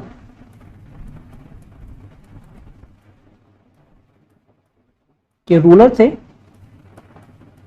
जो था अफगानिस्तान में, ओके। बट ये जो थे ना अब इन्हें सिर्फ और सिर्फ वेल्थ नहीं चाहिए थी, बेसिकली ये ज्यादा इंटरेस्टेड थे कॉन्कर करने में specially northern part of India में, ठीक है। तो इनका जो मेन ऑब्जेक्टिव था वो मतलब डिफरेंट था in comparison to Mahmud of Ghazni. जो इन्वेजन थे उनका क्या था वॉर बूटी, ठीक है ना। लेकिन इनका जो आपका मेन ऑब्जेक्टिव था कि in order to conquer northern part of India और वो स्टैब्लिश करना चाहते थे अपना रूल नदर्न इंडिया को, ये आपका क्या करना चाहते थे कॉन्कर करना चाहते थे, ठीक है ना। और अपने किंगडम में ऐड करना चाहते थे, ठीक है। इनको सिर्फ और सिर्फ गोल्ड नहीं चाहिए था, ज्वेलरी नहीं चाहिए थी, ठीक है ना। जो पंजाब था बेसिकली वो ऑलरेडी पार्ट था गजनी किंगडम का बिकॉज उन्होंने कंट्रोल कर रखा था, ठीक है ना। ये काफी यूजफुल हुआ बेसिकली जो महमूद गौरी थे उनकी प्लानिंग का जो कैंपेन थी इंडिया में करने के लिए ये काफी ज्यादा एक इंपॉर्टेंट बेसिकली उनको एक बिल्डिंग ब्लॉक्स थी। अच्छा महमूद की अगर हम कैंपेन देखें तो वो एक वेल ऑर्गेनाइज थी और बेसिकली वो उन्होंने कॉन्कर टेरिटरी वो भी जब करते थे तो उसमें जब वो वापस जाते थे तो वो क्या करते थे एक जनरल को छोड़ जाते थे, ठीक है, उसको गवर्न करने के लिए। सिंपल वो किसी को लूटते नहीं थे। जैसे उनकी अगर उन्होंने कोई कैंपेन किया है तो वहां पे जितना भी उनको वॉर बूटी मिली वो उन्होंने लिया प्लस टेरिटरी पे कंट्रोल किया, टेरिटरी को कंट्रोल किया और कंट्रोल करने के बाद क्या था उन्होंने एक गवर्नर उसमें अपॉइंट कर दिया कि वो वहां पे बेसिकली क्या करेगा उसके मेंटेनेंस के लिए रहेगा, उसको गवर्न करने के लिए रहेगा उनकी एब्सेंस में, ठीक है ना। ओके, बिकॉज जो मोहम्मद थे ना वो बेसिकली साथ ही साथ अगर हम देखें जो अफगानिस्तान में जो उनका एम्पायर था वहां पे भी काफी ज्यादा प्रॉब्लम्स चल रही थी, ठीक है। तो उनको कभी अफगानिस्तान से इंडिया और इंडिया से अफगानिस्तान वापस जाना पड़ता था, ठीक है। अगर इनकी हम एक मोस्ट इंपॉर्टेंट कैंपेन देखे वो थी अगेंस्ट दी चौहान रूलर्स, ठीक है, जिनके बारे में हम ऑलरेडी पढ़ चुके हैं। तो जो चौहान रूलर्स थे और वो थे पृथ्वीराज थर्ड, पृथ्वीराज थर्ड। जो महमूद थे उन्होंने इनको डिफीट कर दिया था और ये जो डिफीट किया था पृथ्वीराज डिफीटेड बाय महमूद गौरी। और ये जो बैटल का नाम है ये काफी इंपॉर्टेंट हो जाता है। इस बैटल का नाम है द बैटल ऑफ बेसिकली तरेन और इसका जो टाइम पीरियड है ये हुआ था 1192 में, ठीक है ना। नाउ ये जब बेसिकली जो बैटल थी तरेन की इसमें जब पृथ्वीराज थर्ड हार गए तो इसने क्या कर लिया, इसने एक तरीके का गेट्स को ओपन कर दिया दिल्ली तक पहुंचने के लिए, ठीक है ना। Simply basically open the Delhi area to the Mohammad और उन्होंने वहां पे अपनी पावर को एस्टैब्लिश करना स्टार्ट किया, ठीक है ना। लेकिन अगर हम देखते हैं महमूद ऑफ गौरी के बारे में तो 1206 में हमें खुद देखने को मिलता है कि ये जो आपके गौरी थे इनका मर्डर हो जाता है और इनकी जो टेरिटरी थी जो इन्होंने कंट्रोल करी थी वो बेसिकली जो नदर्न इंडिया की टेरिटरी थी वो अब आ जाती है अंडर द कंट्रोल ऑफ इनके एक ट्रस्टेड जनरल थे that is the Qutub Uddin Aibak, ठीक है ना। और यहां से बिगनिंग ट्रेस होती है, it leads to the beginning of the Turkish rule Delhi पे स्टार्ट हो जाता है, ठीक है ना। नाउ अगर हम देखें कि ये जो क्वेश्चन था, एक क्वेश्चन बार बार आता है हमारे दिमाग में बेसिकली कि with in a short span of with in a short period of 14 years, सिर्फ और सिर्फ 14 ईयर्स के अंडर में जो टर्क्स थे उन्होंने सक्सीड कर लिया था और बेसिकली कॉन्कर कर लिए थे मोस्ट इंपॉर्टेंट सिटीज जो कि उस टाइम में इंडिया में थी, नदर्न टाइम पे, ठीक है ना। साथ ही साथ सिर्फ और सिर्फ सिटीज ही कॉन्कर नहीं करी थी, जो ट्रेड रूट्स थे नॉर्दर्न इंडिया पे उस पे अपनी पोजीशन को काफी स्ट्रॉन्ग कर लिया था। तो ऐसा क्यों हुआ था ना, इसका जो आंसर है अगर हम देखें कि जो इंडियंस थी, जो इंडियंस प्रिंसिपैलिटीज थी या जो स्मॉल स्मॉल किंगडम्स थी, उनकी जो पॉलिटिकल एक्टिविटीज थी नॉर्दर्न इंडियन किंगडम्स की, और बेसिकली जो उनका मैनर था इकोनॉमिक एंड सोसाइटी का, वो भी जिस तरीके से ऑर्गेनाइज था, वो भी एक फैक्टर्स रिस्पॉन्सिबल हो जाता है, basically leads to the establishment of Turkish rule in India. Now next sub topic is देखेंगे हम इकोनॉमिक ऑर्गेनाइजेशन के बारे में।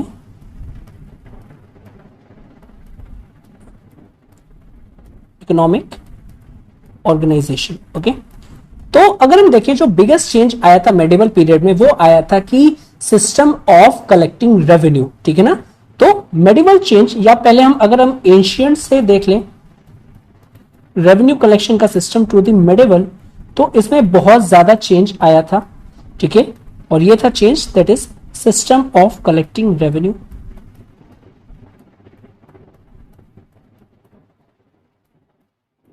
कलेक्टिंग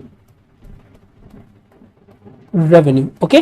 तो बेसिकली किसी कहीं से भी कहीं हद तक अगर हम देखें तो ये एंशियंट पीरियड से सिमिलर नहीं था।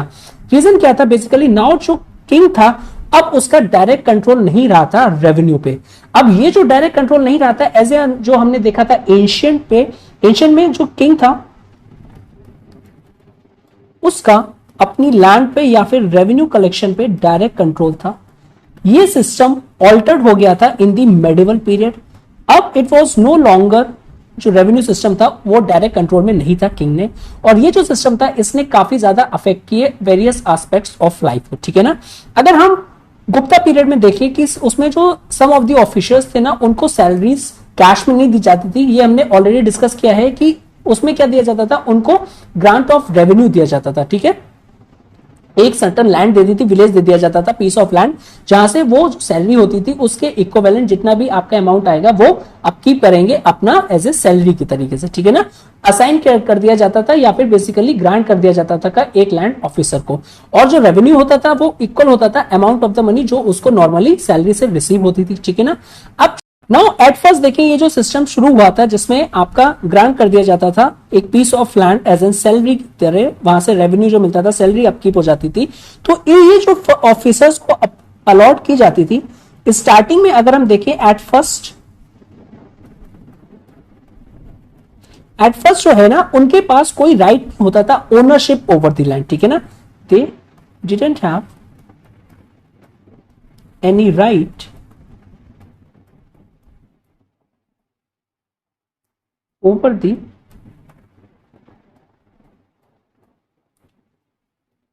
Ownership of land. Ownership of land पे उनका कोई राइट नहीं होता था, सिंपली एक पीस ऑफ लैंड उनको दे दी, लेकिन उस पे ओनरशिप राइट नहीं है। वहां पे से वो क्या करेंगे, वो अपना रेवेन्यू कलेक्ट करके जितनी भी सैलरी बनती है वो उसको फुलफिल करेंगे, इसलिए वहां पे उनको लैंड ग्रांट दी जाती थी और स्टार्टिंग में कोई भी उनका ओनरशिप राइट नहीं थी, ठीक है ना। सिर्फ क्या क्लेम करेंगे, वो अपना रेवेन्यू क्लेम करेंगे उस लैंड से। लेकिन ये जो सिचुएशन थी ये मेडिवल पीरियड में आते आते क्या हो गई, ये चेंज हो गई, ठीक है ना। ये सिचुएशन अब चेंज हो गई। अब ये जो सिचुएशन क्या चेंज हुई, बेसिकली अब जो ऑफिसर्स थे वो अपने आप को कंसिडर करने लगे थे वहां का ओनर, की ये जो उनको लैंड ग्रांट दी जाती थी अब उनको उस जगह पे ओनरशिप का भी राइट है, that is he own the land as well, ठीक है। तो ये जो चेंज हुआ कि जो अब ऑफिसर्स थे जिनको लैंड ग्रांट दी जाती थी, they themselves considered the ownership of that particular land, ठीक है, जहां से उनको रेवेन्यू डिराइव होता था, अब उनको ओनरशिप भी अपने आप वो कंसिडर करने लगे थे, ठीक है ना। ओके, नाउ ये जो सिस्टम था paying salaries bye grant of revenue of land, ये इंक्रीज काफी ज्यादा इंक्रीज हुआ, मैनी फोल्ड इंक्रीज हमें देखने को मिलता है मेडिवल पीरियड्स में। और जो पर्सन था जो बेसिकली उसको रिसीव मिलती थी ग्रांट्स में, वो जो उसको कहा जाता था ग्रांटी, ठीक है। जो ग्रांट किस तरीके की मिलती थी लैंड ग्रांट के पर्सन को, उसको कहते थे ग्रांटीज। या सिंपल फ्यूडेटरीज। ना ये जो फ्यूडेटरीज है, और जो हमने लास्ट लेक्चर में देखा था क्लास 6 एनसीईआरटी के 9th चैप्टर में, कि ये जो यूरोप में जो फ्यूडेटरी सिस्टम आया था, फ्यूडल लॉर्ड्स का जो सिस्टम आया था, ठीक है ना, ये फ्यूडलिज्म आया था, ये काफी उससे डिफरेंट था जो इंडियन फ्यूडलिज्म सिस्टम है, ठीक है ना। तो इनको कहते थे ग्रांटीज और फ्यूडेटरीज, और इनको वेरियस टाइटल्स से भी दिए जाते थे, या फिर उनको नाम से भी जानते थे, सच एज राय हो गया या फिर ठाकुर हो गया, ठीक है ना। और ये जो टाइटल्स है आज भी हमें देखने को मिल जाते हैं, जो जमींदार होते हैं इस तरीके के। नाउ ये जो ग्रांटीज होते थे, ये बेसिकली ऑफ वेरियस काइंड्स होते थे। सम ऑफ देम तो इसमें ऑफिसर्स होते थे जो कि अंडर किंग में होते थे, और किंग इनको लैंड रेवेन्यू के लिए बेसिकली और इनकी सैलरी के लिए एक लैंड को अलॉट कर देता था। और साथ ही साथ उस टाइम कोई लोकल चीफ्स भी होते थे, उनको भी इस तरीके की लैंड अलॉट की जाती थी। सिंपली बेसिकली जो डिफीट हो जाते थे बैटल में, लेकिन उनसे ये कहा जाता था कि आप रख सकते हो ये land in the form of A grant के तौर पे, लेकिन ये एक्चुअल जो बिलोंग करती है ये बेसिकली जिसने उनको डिफीट करके जीती है उस लैंड को बिलोंग करती है, लेकिन आप एज ए ग्रांट रख सकते हो। अनदर बिग ग्रुप अगर हम ग्रांटीज का देखें, वो आ जाते हैं ब्राह्मण, ब्राह्मण्स या फिर कोई भी लर्न पर्सन। उनको इस तरीके की जो लैंड्स थी काफी ज्यादा ग्रांट में दी जाती थी, ठीक है ना। और वन सच लैंड बेसिकली जो ग्रांट है उसको नाम भी एंशिएंट टाइम पे दिया रखा है, दैट इज द अग्रहरा। एंशिएंट और मेडिवल टाइम में अग्रहरा और ब्रह्मदेव ग्रांट इन नाम से भी जानते हैं, अग्रहरा और ब्रह्मदेव ग्रांट्स। ना ये जो ब्राह्मण्स होते थे, ये जो इनको ग्रांट्स मिलती थी बेसिकली इस पे कोई भी ऑब्लिगेशन नहीं होता था टू द किंग। तो जो ब्राह्मण्स को ये जो लैंड मिलती थी, लैंड ग्रांट्स, ये ऑब्लिगेशन फ्री होती थी, नो ऑब्लिगेशन। और ये नो ऑब्लिगेशन किस पे होगा, ये किंग पे, no obligation to the king, ठीक है ना। अब बेसिकली जो किंग है वो वहां से टैक्स नहीं लेता था इन आपका ग्रांट्स, लैंड ग्रांट्स पे, जो कि उन्होंने दे रखा था ब्राह्मण या फिर लर्न पर्सन को। तो ये जो ब्राह्मण्स थे बेसिकली इनकी जो फैमिलीज थी कंफर्टेबली रहते थे वहां से, जो भी रेवेन्यू ड्राइव होता था रखते थे, और ये पास होती जाती थी फ्रॉम वन आपकी generation to another, that is the hereditary थी, ठीक है ना। और बेसिकली अगर हम देखें कि ये सेम सिचुएशन थी जो हमने साउथ में देखी थी, जो ब्रह्मदेव ग्रांट्स को दिया जाता था, सिमिलर सिचुएशन बेसिकली इस टाइप की ग्रांट्स नॉर्थ में भी दी जाती थी, ठीक है ना। बट जो अदर ग्रांटीज होते थे जैसे ऑफिसर्स हो गए या फिर लोकल चीफ्स हो गए, उनके ऊपर ऑब्लिगेशन होता था, ठीक है। जो ऑफिसर्स को अगर इस टाइप की लैंड ग्रांट दी जाती थी, ऑफिसर्स प्लस अदर्स, तो उनके ऊपर क्या होता था, बेसिकली उन पे ऑब्लिगेशन होता था। अभी ऑब्लिगेशन क्या होता था, ऑब्लिगेशन टू किंग, ठीक है ना। ऑब्लिगेशन ये होता था बेसिकली जो ग्रांटी है, यानी जिसको लैंड ग्रांट की गई है, वो क्या करेगा, रेवेन्यू को कलेक्ट करेगा फ्रॉम द पीजेंट, ठीक है ना। सो फर्स्ट इसकी ड्यूटी है to collect revenue from peasant, और उसके बाद let's say for example 100 rupees collect हुए, और ये जो ऑफिसर है इसकी सैलरी है 80 रुपीज, तो ये अपना उसमें से माइनस करके जो 20 रुपीज है, ये जो एक्स्ट्रा है ये किंग को सबमिट कर देगा, ठीक है ना।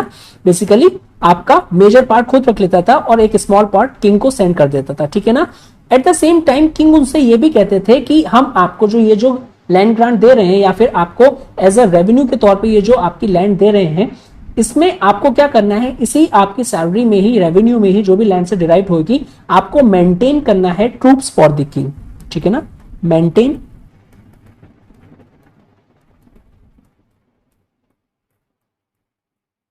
Troops for the king as well, ठीक है ना।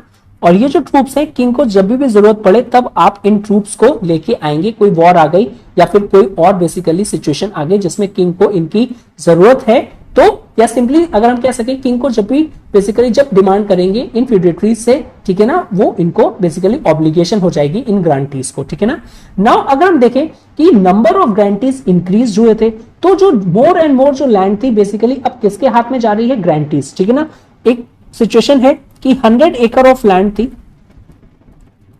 अर्लियर सिस्टम जो एंशिएंट सिस्टम में अगर हम देखें, एंशिएंट सिस्टम में क्या था, ये 100 के 100 जो है वो अंडर किंग थी, किंग इसको कंट्रोल करता था, ठीक है ना, सारी की सारी कंट्रोल करता था। ये सिचुएशन मेडिवल टाइम पे कैसे चेंज हो गई, मेडिवल टाइम में 100 एकड़ में से बेसिकली ये जो लैंड ग्रांट्स दी गई कुछ ऑफिसर्स को आपके, ठीक है ना, एज अ सैलरी के तौर पे, तो 100 में से अगर मैं कहूं कि 40 एकड़ जो है वो एज अ लैंड ग्रांट्स दे दी गई थी सोल्जर्स को। लेकिन ये system with the passage of time increase होता गया और ग्रांटीज बढ़ते गए, ठीक है ना। तो अब ज्यादा से ज्यादा लैंड जो पहले किंग के पास होनी चाहिए थी, अब वो किसके हाथ में आ गई थी, ग्रांटीज के पास आ गई थी। तो ऑब्वियस है कि जो टोटल अमाउंट ऑफ रेवेन्यू जो के पास किंग के पास पहले आता था, ऑब्वियसली वो डिक्रीज होगा। तो क्या हो जाएगा कि सिंपली अगर हम कहें तो किंग का जो रेवेन्यू है डिराइव फ्रॉम लैंड, अब वो क्या हो जाएगा, काफी ज्यादा डिक्रीज हो जाएगा, ठीक है ना। समटाइम क्या होता था बेसिकली, अगर हमें देखने को मिलता है कोई एक डिस्ट्रिक्ट है जिसमें नंबर ऑफ विलेजेस हैं, अब किंग के लिए तो ये काफी डिफिकल्ट हो जाता था कि यहां से बेसिकली कैसे एक्सट्रैक्ट करें रेवेन्यू। तो वो क्या करते थे, ये जो डिस्ट्रिक्ट है बेसिकली जो एक बड़ा ऑफिशियल होता है, ठीक है ना, हाई ऑफिशियल सच एज कोई मिनिस्टर हो गया, तो मिनिस्टर को ग्रांट कर दिया। अब मिनिस्टर के लिए भी पॉसिबल नहीं है कि हर गांव में जाके रेवेन्यू को कलेक्ट करे, तो वो क्या करता था, वो फर्दर इनको ग्रांट दे देता इन विलेजेस को टू द पर्सन जो भी उनके सबऑर्डिनेट होते थे, ठीक है। तो पहले आपका किंग आ जाएगा, किंग ने डिस्ट्रिक्ट का रेवेन्यू लगाने के लिए क्या दिया, एक डिस्ट्रिक्ट का रेवेन्यू लगाने के लिए मिनिस्टर, और इस मिनिस्टर ने फर्दर विलेजेस में कलेक्ट करने के लिए रेवेन्यू क्या लगाए, अपने सबऑर्डिनेट को लगाया in order to collect revenue, ठीक है ना। करना क्या है, कलेक्ट रेवेन्यू ही करना है। लेकिन अब हमें क्या देखने को मिलता है कि इस टाइम बेसिकली आपका इंटरमीडियरीज यानी किंग से जो पीजेंट है वो क्या है, अगर उसके बीच में काफी ज्यादा इंटरमीडियरीज आ गए हैं, उनके थ्रू वो क्या जाएगा, रेवेन्यू कलेक्शन जाएगा थ्रू किंग के पास, इंटरमीडियरीज। अब जितने ज्यादा इंटरमीडियरीज उतनी ज्यादा प्रॉब्लम्स, बिकॉज उतना ही ज्यादा पीजेंट्स का एक्सप्लॉयटेशन, ठीक है। तो सिंपली इंटरमीडियरीज आप ध्यान रखेंगे, और simply person coming in between, ठीक है ना। तो पर्सन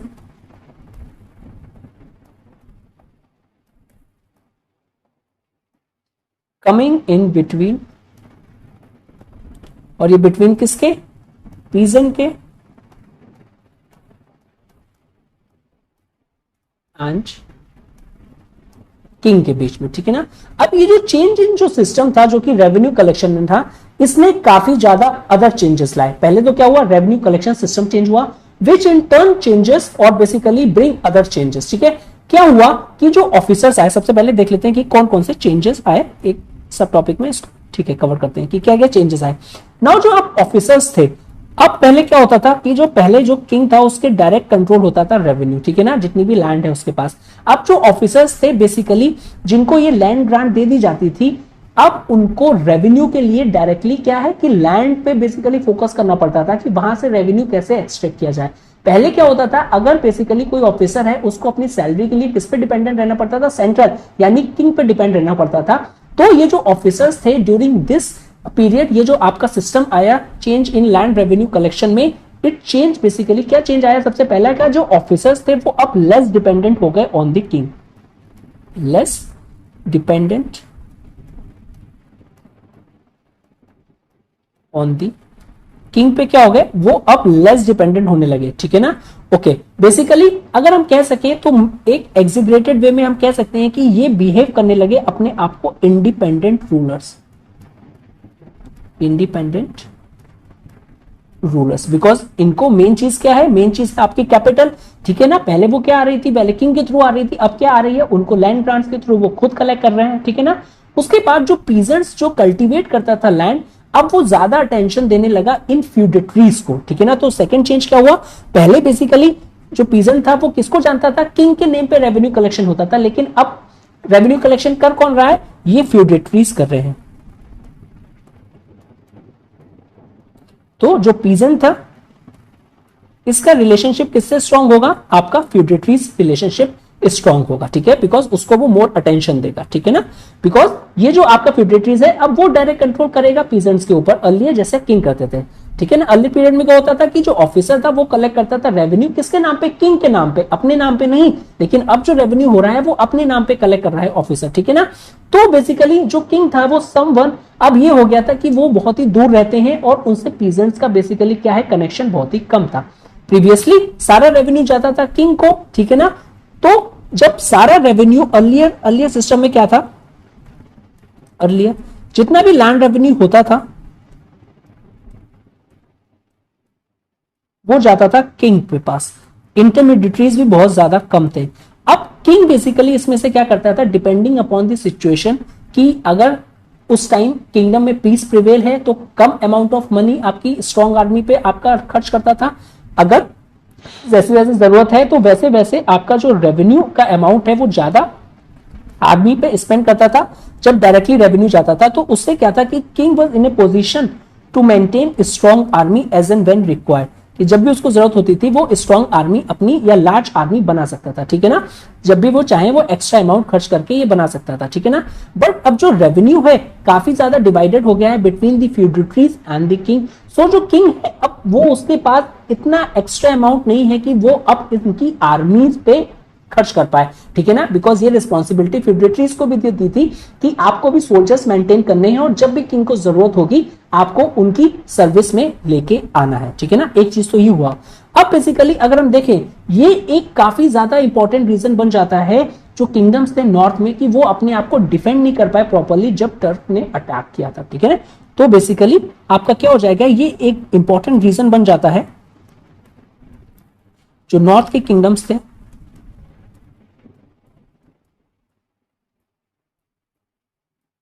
उनके पास प्रॉपर आर्मी नहीं थी in order to defend against the ये जो टर्किश अटैक्स है। ओके, ये हो गया आपका। नाउ अगर हम देखें जो रिलेशनशिप था, रिलेशनशिप बिटवीन जो किंग एंड जो फ्यूडिटरीज था अब वो बहुत ज्यादा डिफिकल्ट हो गया था, ठीक है। नेक्स्ट जो चेंजेस आया that is the relationship between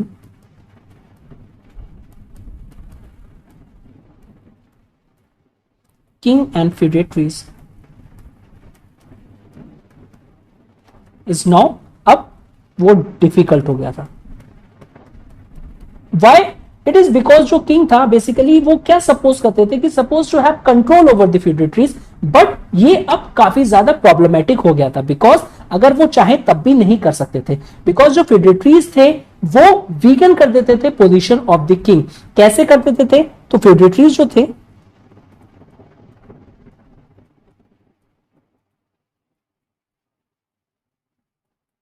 vegan Kings position. कैसे कर देते थे, वो बेसिकली जैसे स्लो कर देते थे किंग को एक शेयर भेजना जो कि रेवेन्यू पे, हमने देखा था लार्ज पार्ट ऑफ जो रेवेन्यू था वो फ्यूडिटरीज रखता था और एक स्मॉल पार्ट किंग को शेयर कर देता था, तो वो इसमें आपका स्लो डाउन कर देते थे, slow in sending revenue to king, part of revenue to king more appropriate to say, ठीक है ना। जो पार्ट ऑफ जो रेवेन्यू का पार्ट होता था वो सेंड करते थे, वो उसको पे स्लो डाउन कर देते थे, ठीक है ना। और कहीं कहीं पे हमने ये भी देखने को मिला है कि वो चीट करते थे।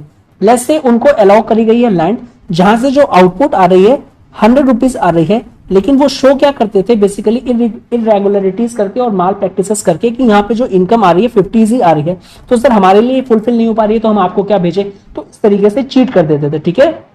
और साथ ही साथ बेसिकली जब इनकम कम है तो उनके ऊपर जो ऑब्लिगेशंस थी वो भी कम थी कि वो ट्रूप्स भी नहीं भेज पाते थे, सर हमारे पास इनकम ही नहीं आ रही है, तो ये सारी चीजें और दिक्कत आ गई थी। तो ये सारी की सारी चीजें अगर हम देखें तो बेसिकली सिर्फ और एक रिजल्ट कर रही थी कि जो किंग की पोजीशन थी वो अब और वीकेंड होती जा रही थी, ठीक है ना। अब बेसिकली क्या होता जा रहा था कि सिंपल हमें देखने को मिलता है कि जो किंग है वो कहीं ना कहीं अपने फ्यूडिटरीज पे डिपेंडेंट होता जा रहा है। पहले क्या था, ये जो सिस्टम बनाया गया था इसमें क्या था कि जो फ्यूडिटरीज है वो डिपेंडेंट रहेगा किंग पे, लेकिन इस सिस्टम के कुछ ड्रॉबैक्स या फिर बेसिकली अदर चेंजेस ये आए कि जो अब किंग है ज्यादा से ज्यादा अपने फ्यूडिटरीज पे क्या होने लगा, डिपेंडेंट होने लगा। Kings more dependent on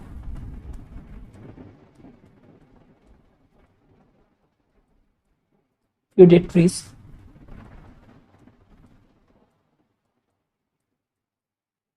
dependent on feudatories पे। ओके, सो बेसिकली जैसे डिपेंडेंट होता गया वैसे वैसे वो और वीक होता गया, ठीक है ना। समटाइम्स जो किंग थे बेसिकली उन्होंने चाहा, कुछ किंग्स ने चाहा कि ये जो आपकी जो लैंड जो प्रोवाइड करवाई गई है इसको रिवोक कर दिया जाए, इसको खत्म कर दिया जाए, बट ऐसे एग्जाम्पल हमें रेयरली ही मिलते हैं। इट इज बिकॉज इस टाइम तक जो फ्यूडेटरी थे वो बहुत ज्यादा पावरफुल हो गए थे, ठीक है ना। फ्यूडेटरीज बहुत ज्यादा पावरफुल हो गए थे। It is because of this system. कहीं ना कहीं वो एक लोकल अपना एक स्मॉल किंगडम उन्होंने बना लिया था, बिकॉज अब वो डिपेंडेंट नहीं थे किंग, यानी किंग डिपेंडेंट था उनपे और काफी ज्यादा स्ट्रांग हो गए थे, बिकॉज रेवेन्यू भी ज्यादा कलेक्ट करते थे, उनके अंडर में सोल्जर्स भी रहते थे। तो सम टाइम जब किंग उनके ऊपर ज्यादा प्रेशराइज करते थे तो वो रेबल कर देते थे even against their own master that is the king, और असर्ट कर देते थे अपना इंडिपेंडेंस, ठीक है ना। साथ ही साथ ये भी कहा जाता है कि ये जो फ्यूडेटरीज थे जो कि एमर्ज हुए थे during medieval period, rent revenue collection का जो सिस्टम था उसके थ्रू, ये ना आपस में वेरी जीलियस थे, ठीक है ना। एक दूसरे से बहुत ज्यादा चिढ़ते थे कि ज्यादा से ज्यादा उनको ही लैंड ग्रांट मिले, ठीक है ना। तो बेसिकली ऑल तो ये सेम वर्क कर रहे हैं, ठीक है ना, सेम किंग के लिए कर रहे हैं, बस इनमें राइवलरी काफी थी। बहुत बहुत छोटी बातों पे आपकी वॉर्स हो जाती थी, बैटल्स हो जाती थी, ठीक है ना। कुछ भी अगर किसी ने कुछ कह दिया तो अपनी सुप्रीमेसी को असर्ट करने के लिए, अपनी शो ऑफ करने के लिए, अपनी पावर को असर्ट करने के लिए सिंपल ये लोग फाइट कर देते थे। तो जेलस थे और इनके बीच में अब कॉन्फ्लिक्ट जो था वो भी बहुत ज्यादा बढ़ गया था, कॉन्फ्लिक्ट भी इंक्रीज हो गया था in order to showing of their strength, showing their power और शोइंग देयर स्ट्रेंथ। तो ये भी, इसमें भी बेसिकली जो एक्सपेंडिचर होता था वो भी क्या है, एक तरीके का वेस्टफुल रिसोर्सेज ही है, ठीक है ना। यानी सिंगल किंग के अंडर में एक रीजन में जो फ्यूडेटरीज हैं वो भी आपस में लड़ रहे हैं, तो कहीं ना कहीं जो वहां का रेवेन्यू है वो अननेसेसरी एक्सपेंड हो रहा है। अगर वो किसी प्रॉपर तरीके से यूटिलाइज किया जाता तो और इफिशियंटली उसका यूज कर सकते थे, बट ऐसा हो नहीं रहा था, ठीक है ना। ओके, नाउ बेसिकली जब फ्यूडेटरीज को ये लगता था कि वो और पावरफुल हो गए हैं, when feudatories feel that they are powerful, ठीक है ना, तो वो क्या कर देते थे, डिक्लेयर कर देते थे अपनी इंडिपेंडेंस कि सर अब हम किसी के डिपेंडेंट नहीं है, हम किसी के किंग के कंट्रोल में नहीं है। और सिंपल अगर हम देखें बेसिकली तो अपना ओन किंगडम को वो एस्टैब्लिश कर लेते थे छोटा सा, बिकॉज हर चीज तो वो किंग की तरह एक्ट कर रहे हैं, बिकॉज जो रेवेन्यू है वो भी कलेक्ट हो रहा है उनके नाम पे।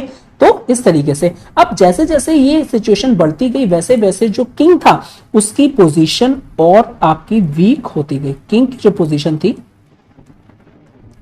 वो और ज्यादा with the passage of time इस सिस्टम के थ्रू वीक होती गई, ठीक है ना। और बेसिकली अब वो फ्यूडेटरीज को स्टॉप नहीं कर सकता था, ठीक है ना। सच एज कुछ एग्जांपल्स भी देख लेते हैं कि जो राष्ट्रकूटास थे,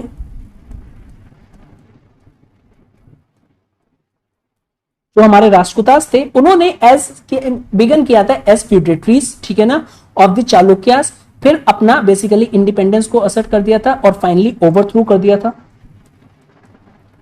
किनको, अपने फ्यूडेटरीज को। मैं यहां पे फ्यूडेटरीज के लिए एफ वर्ड यूज कर रहा हूं, ठीक है ना, फ्यूडेटरीज जो कि थे चालुक्यास। सिमिलरली अगर हम चंडेलास का देखें,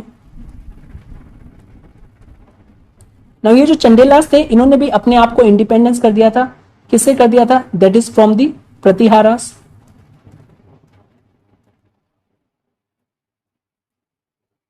प्रतिहारा से कर दिया था, ठीक है ना।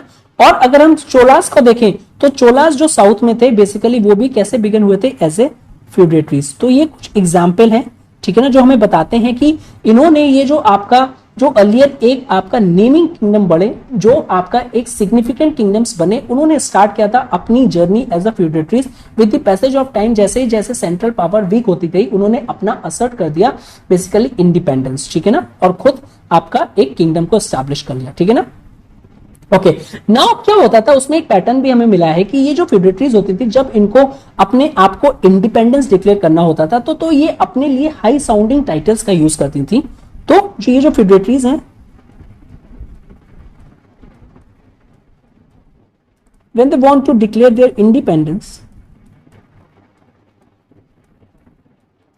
ये हाई साउंडिंग टाइटल्स रख लेते थे, हाई साउंडिंग टाइटल्स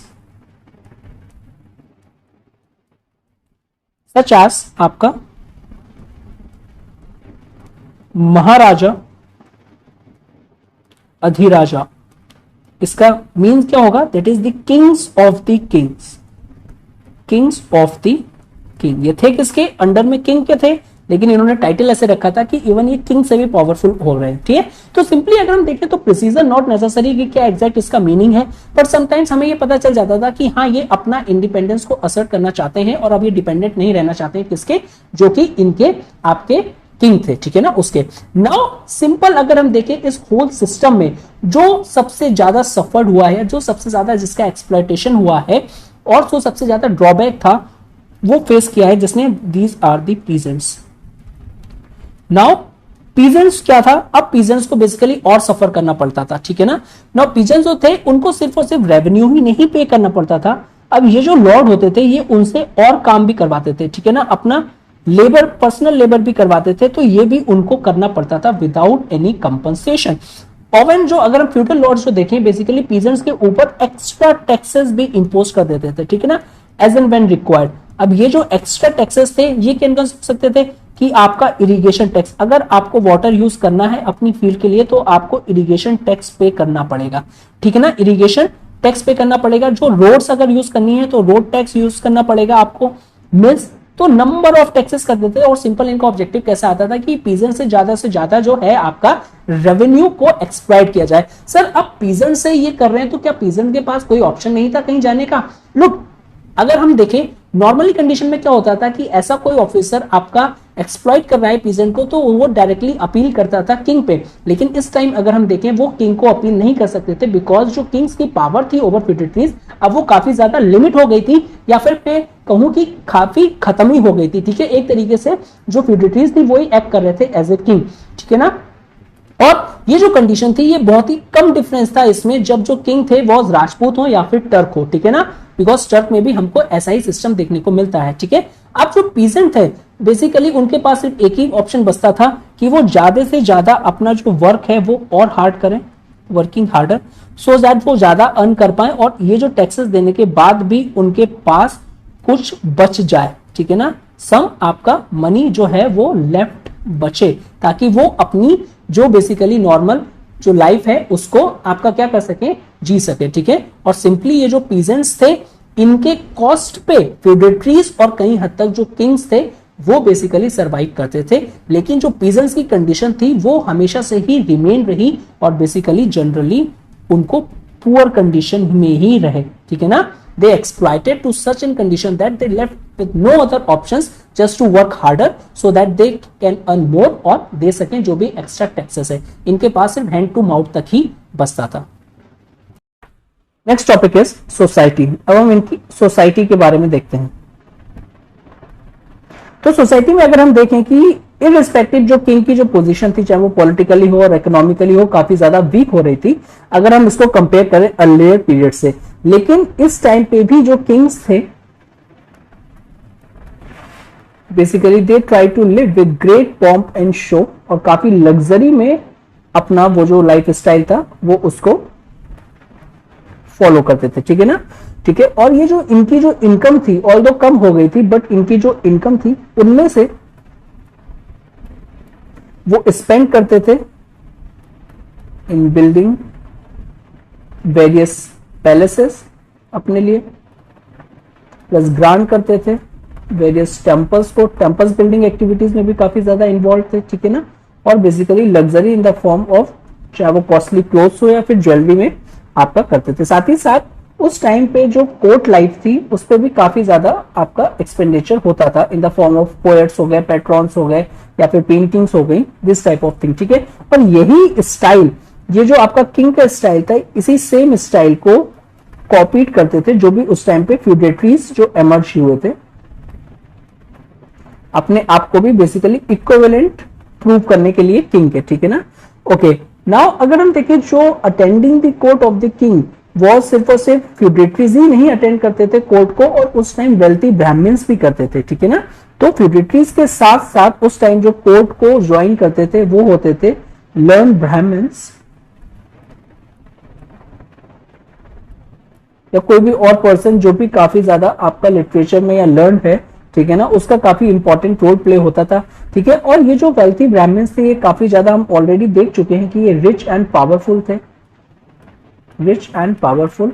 क्यों थे? Basically on the basis of the literary और on the basis of the knowledge उनको काफी ज्यादा एक सोसाइटी में हाई स्टीम पे रखा जाता था, जिससे उनको वेरियस ग्रांट्स भी दी जाती थी, specially the land grants, brahmadeya type of land grants हमने देखा था, जो कि टैक्स फ्री होती थी, जिनपे उनका सारा रेवेन्यू आपका एंजॉय करते थे वो इस तरीके से। और इवन वो लोग ट्रेड में भी इन्वॉल्व हो जाते थे जब उनके पास ज्यादा पैसा हो जाता था, इन्वेस्ट करते थे।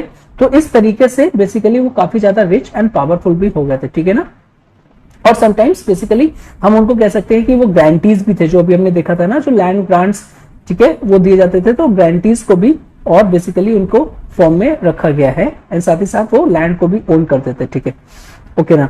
जो लैंड ओनिंग ब्राह्मण्स थे बेसिकली काफी ज्यादा आराम से रहते थे, हेरिडेटरी थी उनकी ये सारी लैंड, कि उनके बाद उनके जो सक्सेसर हैं उनके पास चली जाएगी, ठीक है ना। ये जो लैंड थी ये बेसिकली इसको कल्टीवेट कौन करता था? That is the Shudra. और शूद्रा को क्या मिलता था? बेसिकली शूद्रा को आपका इनमें काम करने के हिसाब से वो सैलरी दे देते थे इन द फॉर्म ऑफ कुछ आपका रुपीज दे दिया, अनाज दे दिया। तो शूद्रा पीजेंट्स इनके लिए वर्क करते थे, ठीक है ना, ओके।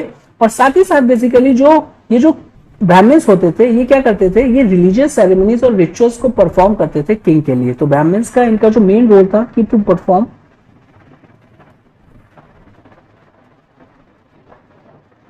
religious ceremonies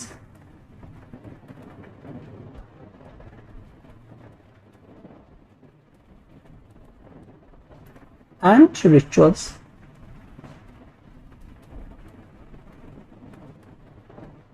ठीक है ना। और ये किंग के लिए परफॉर्म करते थे, और इनके on the basis of that king उनको लैंड ग्रांट कर देते थे, ठीक है ना। साथ ही साथ हमने ये भी देखने को मिला है कि सम जो ब्राह्मण्स थे वो बायोग्राफीज भी रोड करते थे, ठीक है, ऑफ द किंग्स, एंड जो हिस्ट्री होती थी किंगडम्स की और वेरियस पोएम्स में भी इन्वॉल्व थे, ठीक है ना। तो जो ब्राह्मण्स थे ये सिर्फ रिलीजियस सेरेमनीज एंड रिचुअल्स के साथ साथ बायोग्राफीज भी राइट करते थे।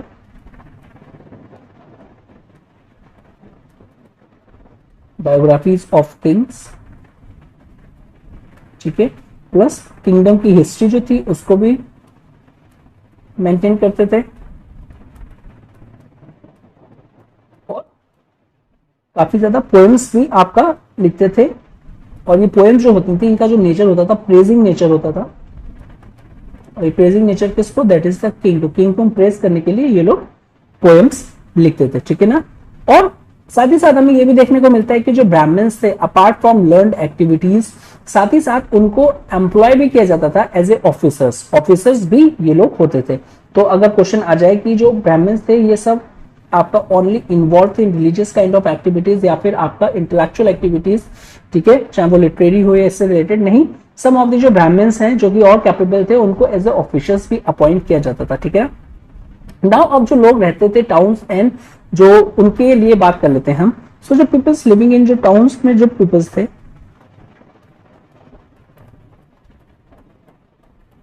अगर हम इस सोसाइटी में उनके बारे में देखें तो उनमें मेनली बताया जाता है कि वो मेनली आर्टिशंस होते थे और ट्रेडर्स होते थे। मेनली आर्टिशंस एंड ट्रेडर्स होते थे। और ये जो रीजन है इस टाइम जो ट्रेड होता था उसमें आ जाएगा फर्स्ट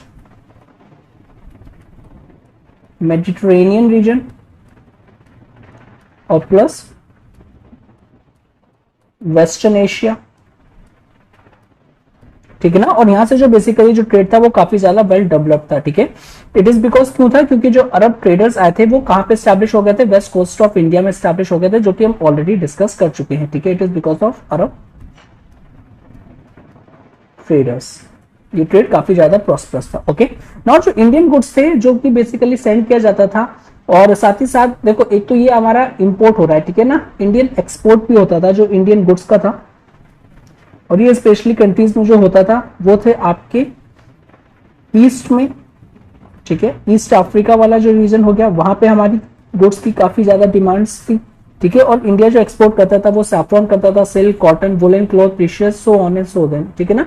उस टाइम पे जो भी चीज ग्रेट डिमांड में थी इंडिया उसको एक्सपोर्ट करता था, ठीक है ना। उस टाइम पे एक और इंपॉर्टेंट हुआ जो इंडिया काफी ज्यादा इंपोर्ट करता था, और वो था कि गुड क्वालिटी हॉर्सेस। और ये जो हॉर्सेस थे ये बेसिकली मोस्टली आते थे फ्रॉम सेंट्रल एशिया से और अरेबिया से। और यहाँ के जो हॉर्सेस थे उनकी ग्रेड्स डिमांड्स थी, और जो बेसिकली मर्चेंट्स थे उनको काफी ज्यादा ह्यूज प्राइसेस में खरीदते थे जो गुड्स हॉर्सेस होते थे। साथ ही साथ वाइन और डेट्स का भी काफी ज्यादा इंपोर्ट होता था large amount from western Asia से। ठीक है, अब और सोसाइटी के बारे में देखेंगे तो और सोसाइटी के बारे में अगर हम देखें तो शूद्रास के बारे में बात करी गई है। नो, शूद्रास थे जो बेसिकली उनकी जो लाइफ थी वो काफी ज्यादा डिफिकल्ट थी। अब वाई डिफिकल्ट थी? बिकॉज वो एज ए वर्क कर रहे थे पीजेंट्स और उनकी जो कंडीशन थी वो ज्यादा पैथेटिक थी। इट इज बिकॉज हमने देखा था प्यूडेटरीज जो इंटरमीडियरीज बढ़ते जा रहे थे रेवेन्यू कलेक्शन में, वो उनसे उनका और एक्सप्लॉयटेशन होता जाता था। ठीक है ना, वो काफी और पुअर होते जा रहे थे और वो बेसिकली कहीं अपील भी नहीं कर सकते थे। इट इज बिकॉज ऑफ प्यूडेटरीज जो उनके इमीडिएट और डायरेक्ट एक तरीके के ओनर की तरह काम कर रहे थे, तो इसलिए वो लोग किसी से अपील भी नहीं कर सकते थे। दैट इज जो उनके उस टाइम पे किंग थे। ठीक है ना, और उनकी बेसिकली ये जो हार्डशिप थी काफी ज्यादा बढ़ गई थी और उनको लुक डाउन अपॉन किया जाता था। ठीक है, काफी ज्यादा एक आपका लोअर सेक्शन की तरह उनको ट्रीट किया जाता था। ठीक है, समटाइम्स ये भी देखा जाता है कि जब वो ज्यादा एक्सप्लॉयटेशन हो जाता था तो वो लोग अपना जैसे जो एग्रीकल्चर जो पीजेंट्स हैं उनको छोड़ के वो लोग आसपास के एरियाज में भाग जाते थे। बट ये काफी कम विजिबल है, ऑल्दो पर ऐसा भी होता था जब कोई प्रेडेटरीज उनको ज्यादा एक्सप्लॉइट करने की कोशिश करता था। ओके, नेक्स्ट बताया गया है सोसाइटी में। ठीक है, ये जो आपके शूद्रास थे आपका अपार्ट फ्रॉम शूद्रास एक अनटचेबल्स भी थे। अनटचेबल्स जो थे बेसिकली उनको भी इस टाइम पे आपका मीगर वर्क होता था और बेसिकली आपका बहुत ही ज्यादा पैथेटिक कंडीशन होती थी उनकी अनटचेबल्स की भी। अनटचेबल्स की भी उनकी कंडीशन की भी काफी ज्यादा पुअर थी। नेक्स्ट आ जाएगा education and learning. Education and learning ना, उस टाइम पे अगर हम देखें जो ब्राह्मण्स थे, ठीक है, एक तो हमने उनका वर्क क्या देख लिया, जो ब्राह्मण्स थे वो परफॉर्म करेंगे और रिलीजियस सेरेमनीज करवाएंगे, साथ ही साथ बेसिकली वो टीचिंग भी इम्पार्ट करवाते थे। ठीक है ना, टीचिंग भी इम्पार्ट करवाते थे स्कूल्स में। और ये जो स्कूल्स होते थे ये आपका मोस्टली आपके जो टेम्पल्स होते थे उनके जो कोर्टयार्ड होता था वहां पे ये ऐसे स्कूल्स लगते थे। ठीक है ना, टेम्पल स्कूल्स या फिर उनके जो कोर्टयार्ड थे वहां पे। और यहाँ पे जो बेसिकली जो स्टूडेंट्स आते थे वो मोस्टली बिलोंग करते थे हायर कास्ट चिल्ड्रन, तो सम सॉर्ट ऑफ बायसनेस थी। हायर कास्ट जो चिल्ड्रन थे वो यहाँ पे एजुकेशन लेने आते थे। ठीक है ना, अगर मोस्टली उस टाइम हम देखें तो जो मोस्ट फेवरेट सब्जेक्ट होते थे दैट इज द संस्कृत और उसी के साथ ही साथ मैथमेटिक्स। ठीक है, और जो रिलीजियस बुक्स थी उनकी रीडिंग्स भी होती थी, उनके बारे में भी जितनी भी इंपॉर्टेंट बुक्स थी। ठीक है, तो वो भी मोस्टली संस्कृत में होती थी, इसलिए संस्कृत जो लैंग्वेज थी उसको टॉट किया जाता था। ठीक है, नालंदा बिहार में बात करी गई है कि एक बुद्धिस्ट मोनेस्ट्री थी नालंदा।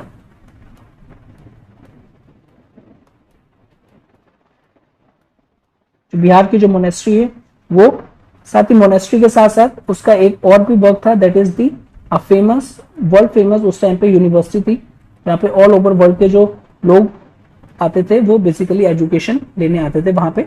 और उसका जो एंट्रेंस था वो बहुत ही ज्यादा आपका टफ होता था, बहुत ही हार्ड क्वेश्चंस पूछे जाते थे। ठीक है, अगर हम गुप्ता पीरियड की बात करें उसको कंपेयर करें इस पीरियड से, तो गुप्ता पीरियड में हमें देखने को मिलता है कि काफी ज्यादा इंटरेस्ट था बेसिकली लर्निंग में, स्पेशली अगर हम साइंस में देखें।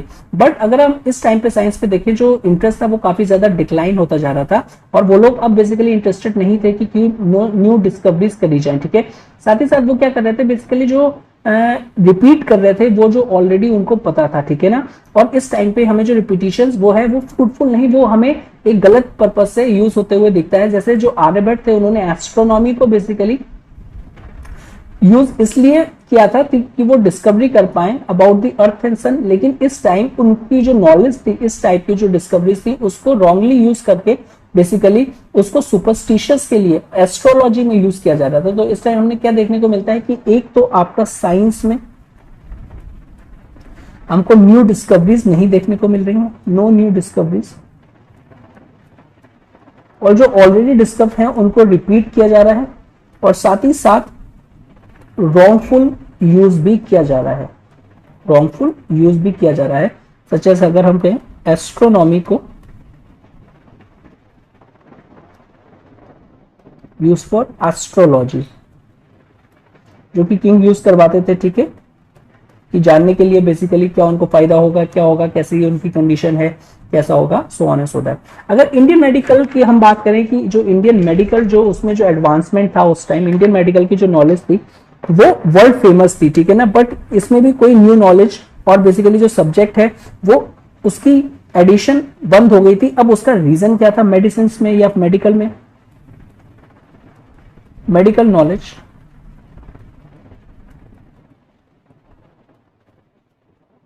उसको भी स्टॉप कर दिया गया था। और इसका एक मेन रीजन ये था कि अगर कोई बेसिकली डेड बॉडी को, अगर कोई भी पर्सन उस टाइम पे डेड बॉडी को टच कर लेता है, ठीक है, तो उसको क्या कर दिया जाएगा, उसको ये कह दिया जाएगा कि वो उसने जो अपनी कास्ट है उसको लॉस कर दिया। So due to that reason अब उसमें जो मेडिसिन है उसमें एडवांसमेंट के चांसेस काफी ज्यादा कम हो गए थे, ठीक है ना। अच्छा, साथ ही साथ अगर हम देखें इसको कंपेयर करें इंडिया को with the other parts of world या फिर जो अदर रीजन्स थे उस टाइम वर्ल्ड पे, वो काफी ज्यादा एडवांस कर रहे थे। स्पेशली अगर हम देखें जो अरब कंट्रीज थी और चाइना थी, उनकी जो नॉलेज थी वो काफी ज्यादा एडवांस हुई है ड्यूरिंग दिस पीरियड। तो कंपैरिजन पे हमें देखने को मिलता है कि जो अरब थे और साथ ही साथ जो चाइना थे वहां पे काफी ज्यादा इस तरीके के आपके एडवांसमेंट होने हमें देखने को मिल रहे थे। और इंडिया में क्या था, इंडिया में जो नॉलेज थी वो आगे नहीं बढ़ रही थी, ठीक है ना। ओके, नाउ जो संस्कृत था वो अभी भी एक लैंग्वेज कंसिडर किया जाता था हायर कास्ट की, जो कि मोस्ट आपका रिलेटेड थी लर्निंग एंड लिटरेचर थे। तो संस्कृत को अभी भी बेसिकली एक हाई स्ट्रीम रखी गई थी, उसको प्रोवाइड करवाई गई थी, ठीक है, और it was still considered as a language of learning and literature. साथ ही साथ अगर हम देखें तो मोस्ट पॉपुलर वर्क जो उस टाइम पे संस्कृत में हुए थे दैट इज द कथा सरित सागरा, जो कि सिंपली एक कलेक्शन ऑफ स्टोरीज है, ठीक है ना। नाउ जो बायोग्राफीज थी ऑफ द किंग्स उनको भी लिखा जाता था इस टाइम, और इनमें से फेमस है दैट इज द बिलहानास की विक्रम का देवा चरित्र, विक्रम का देवा चरित्र, ठीक है, ये बायोग्राफीज थी। जो कल्हानास थे उस वो भी एक रिमार्केबल हिस्ट्री उस टाइम पे एक टाइम पीरियड था। इट इज बिकॉज उन्होंने रोड किया था राजा तरंगनी। बेसिकली ये फर्स्ट हिस्टोरियोग्राफी अगर हम देखें तो प्रॉपर तरीके से उस टाइम पे कल्हाना ने लिखी थी, और यहां से एमर्जेंस होता है प्रॉपर हिस्टोरियोग्राफी का, ठीक है ना। तो राजा तरंगनी जो कि उनके द्वारा लिखी गई थी इन दी 12th सेंचुरी, ठीक है ना। अच्छा, साथ ही साथ इस टाइम पे अगर हमें ये भी देखने को मिलता है कि जो रिलीजन में अगर हम देखें जो वर्शिप ऑफ कृष्णा थी, जो वर्शिप ऑफ कृष्णा जो है वो काफी ज्यादा क्या हुआ है, अब वो काफी ज्यादा पॉपुलर हो गए, और ये इंक्रीज हमें देखने को मिलता है specially in the northern India में, ठीक है ना। और उनसे related various stories such as जो कृष्णा और राधा की स्टोरीज हैं, ठीक है ना। वेरियस पोएम्स भी हैं उनके बारे में जो लिखी गई हैं। इनके बारे में अगर कृष्णा के बारे में हम जो देखें कि जो पोएम्स जो लिखी गई हैं उनमें से एक इंपॉर्टेंट जो आपके राइटर हैं वो हैं जयदेव, जिन्होंने लिखी है गीत गोविंद और गीता गोविंद, ठीक है ना, उनमें से एक है, ठीक है ना। साथ ही साथ अगर हम देखें संस्कृत के साथ ही साथ बेसिकली अदर लैंग्वेजेस भी डेवलप हो रही थी, ऐसा नहीं था कि अदर लैंग्वेजेस जो हैं वो डेवलप नहीं हो रही हैं। और स्पेशली अब इस टाइम पे हमें वो लैंग्वेजेस देखने को मिलती हैं जिनसे हम आज भी फेमिलियर हैं, यानी अगर हम देखें तो रीजनल लैंग्वेजेस, ठीक है ना। अब बेसिकली स्पेशली अगर हम देखें तो ये अरोज हुई थी अपभ्रंशा लैंग्वेज से, ठीक है ना, अपभ्रंशा,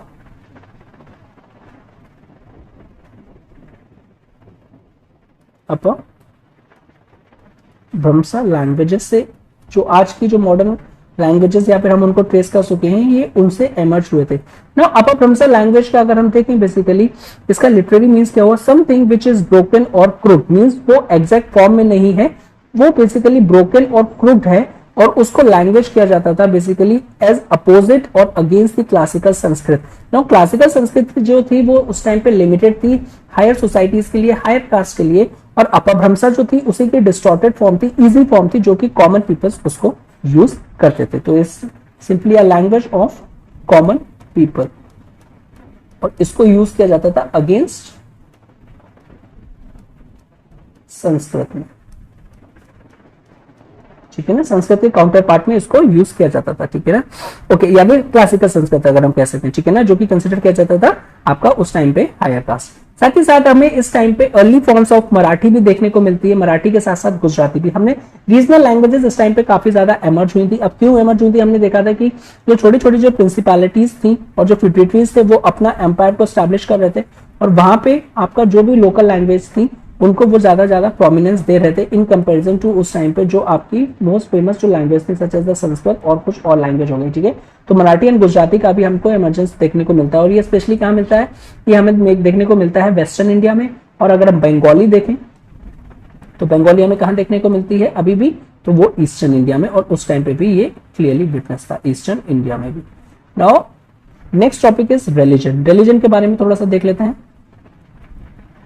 ओके, नाउ बेसिकली ये जो डेवलपमेंट था लैंग्वेजेस का, इसने काफी ज्यादा स्प्रेड किया और बेसिकली हेल्प किया स्प्रेड करने में भक्ति टीचिंग्स। अब ये कैसे, ये जो रीजनल लैंग्वेजेस जो एमर्ज हुई थी,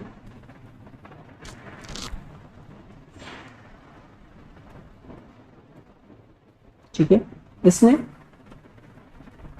हेल्प किया काफी बेसिकली स्प्रेड करने में भक्ति मूवमेंट को।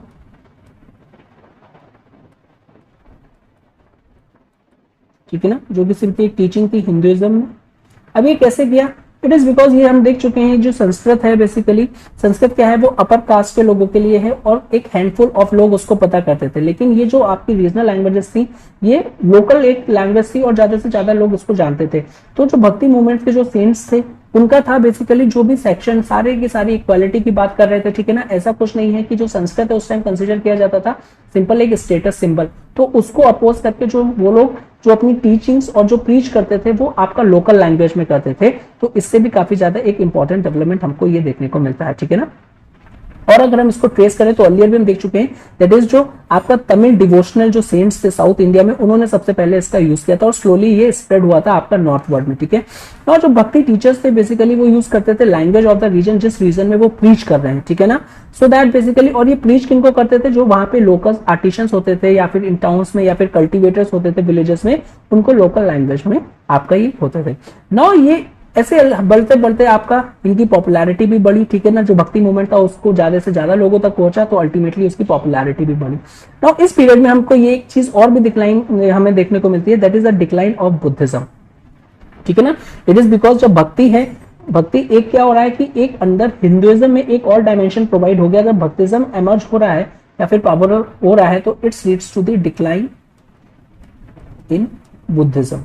तो हमको साथ ही साथ भक्ति मूवमेंट स्ट्रांग हो रहा है और उसके अगेंस्ट में क्या हो रहा है, जो बुद्धिज्म है वो आपका डिक्लाइन हमें को देखने को मिलता है। ठीक है ना, नाउ ऑल्दो हमें डिक्लाइन देखने को मिलता है बुद्धिज्म में, बट अगर हम एक ओवरऑल बात करें मेडिवल पीरियड में, मेडिवल पीरियड में हमको अगर हम स्पेशली ईस्ट की बात करें, ईस्टर्न साइड की हम बात करें, ठीक है, तो बुद्धिज्म जो था वो पॉपुलर रहा था ईस्टर्न इंडिया में।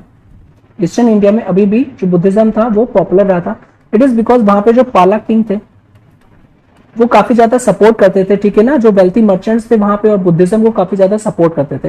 लेकिन इस टाइम बुद्धिज्म को यह भी कहा जाता है कि अगर हम इसको कंपेयर करें इसके जो अर्लियर और जो बेसिकली जो ओरिजिनल फॉर्म थी वो उससे ज्यादा काफी एक डिफरेंट हो गया था। सिंपल अगर हम कहें तो ये सिंपल रिलीजन अब नहीं रह गया था, इसमें कॉम्प्लेक्सिटी आ गई थी, use of Sanskrit and so on. ठीक है ना, और सिंपल रिलीजन क्यों नहीं रह गया था, इट इज बिकॉज जो बुद्धा ने जो स्टार्ट किया था उसमें काफी ज्यादा डिस्टॉर्टेड फॉर्म्स आ गई थी। ठीक है, साथ ही हमको ये भी देखने को मिलता है जब टर्क्स ने बेसिकली इन्वेट किया था, अटैक किया था जो मोनेस्ट्रीज थी, नालंदा हो गया, तो उस टाइम जो बुद्धिस्ट मॉन्क्स थे वो आपका फ्लेड करके various parts of south east Asia में, और वहां पे जाके वहां पे हमको डेवलपमेंट देखने को मिलता है। इसलिए ये भी कहा जाता है कि जो इंडिया में जो बुद्धिज्म का ओरिजिन हुआ वहां से वो खत्म होता जा रहा है, और साथ ही साथ जो अलग कंट्रीज है वहां पे आज भी हमको उसका इन्फ्लुएंस ज्यादा देखने को मिलता है। ठीक है, अब दूसरी चीज अगर हम देखें तो इस टाइम पे बेसिकली जो शिवा थे, शैवा थे और Shiva what ever you call, जो और जो वैष्णवा सेक्ट थे,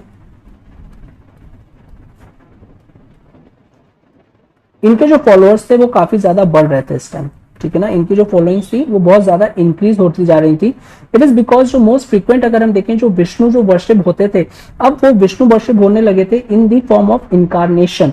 ठीक है ना, इनकारनेशन, और इनकारनेशन जो था उनका इस टाइम पे जो मोस्ट इंपॉर्टेंट था दैट इज द कृष्णा। अभी हमने उसको थोड़ी देर पहले आपका देखा है, और कृष्णा को के और मेनी लेजेंड्स ऑफ अबाउट इनकी लाइफ के बारे में बताया जाता है कृष्णा को अलग अलग तरीके से, जैसे इनका जो चाइल्डहुड था वो जो काउ हर्ट्स की तरह, ठीक है, गाय चराते हुए ऑफ मथुरा में, ठीक है, इनका जो लव था फॉर राधा का और इनकी जो फाइट थी अगेंस्ट कंसा की।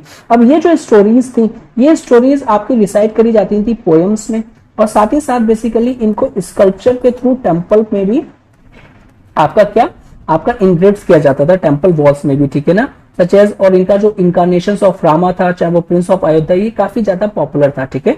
तो ये चीजें हमको इसमें देखने को मिलती हैं। नेक्स्ट एंड द लास्ट सब topic is the architecture. The architecture and paintings, ठीक है। तो अगर हम देखें जो जितना कोई भी अगर इंपॉर्टेंट किंग है या फिर इवन पावरफुल जो फ्यूडेटरी है जिसके पास पैसे हैं, तो सबसे पहले वो क्या करता था, वो टेंपल को बिल्ड करवाता था, इससे उसका काफी ज्यादा नाम होता था, ठीक है। तो इस टाइम हमको देखने को मिलता है कि काफी हंड्रेड्स ऑफ टेंपल्स हमको देखने को मिलते हैं, कुछ स्मॉल्स हैं और कुछ बिग्स हैं, ठीक है। और इस पीरियड में हमको various smalls and big temples देखने को मिलता है, यानी टेंपल डेवलपमेंट इसमें भी बहुत हाई था। नाउ स्पेशली इस टाइम पे अगर हम देखें उड़ीसा में, तो उड़ीसा में अगर हम देखें तो हमको बहुत ही ज्यादा इंप्रेसिव टेम्पल्स देखने को मिलते हैं, जिनकी जो ब्यूटी है वो बेसिकली बहुत ही ज्यादा आप अनकंपेरेबल है। स्पेशली अगर हम देखें पुरी में एंड भुवनेश्वर में, पुरी एंड भुवनेश्वर, और इसका एक क्लासिकल एग्जाम्पल है सन टेम्पल, जो कि लोकेटेड है कोणार्क में, ठीक है ना। अच्छा, नाउ ये जो टेंपल था that is the temple at Khajuraho, और वो सेंट्रल इंडिया में थे, वो बिल्ड किए थे चंडेला किंग्स ने, ठीक है ना। ओके, नाउ नेक्स्ट जो खजुराहो के अगर हम टेंपल देखें वो भी वर्ल्ड फेमस है,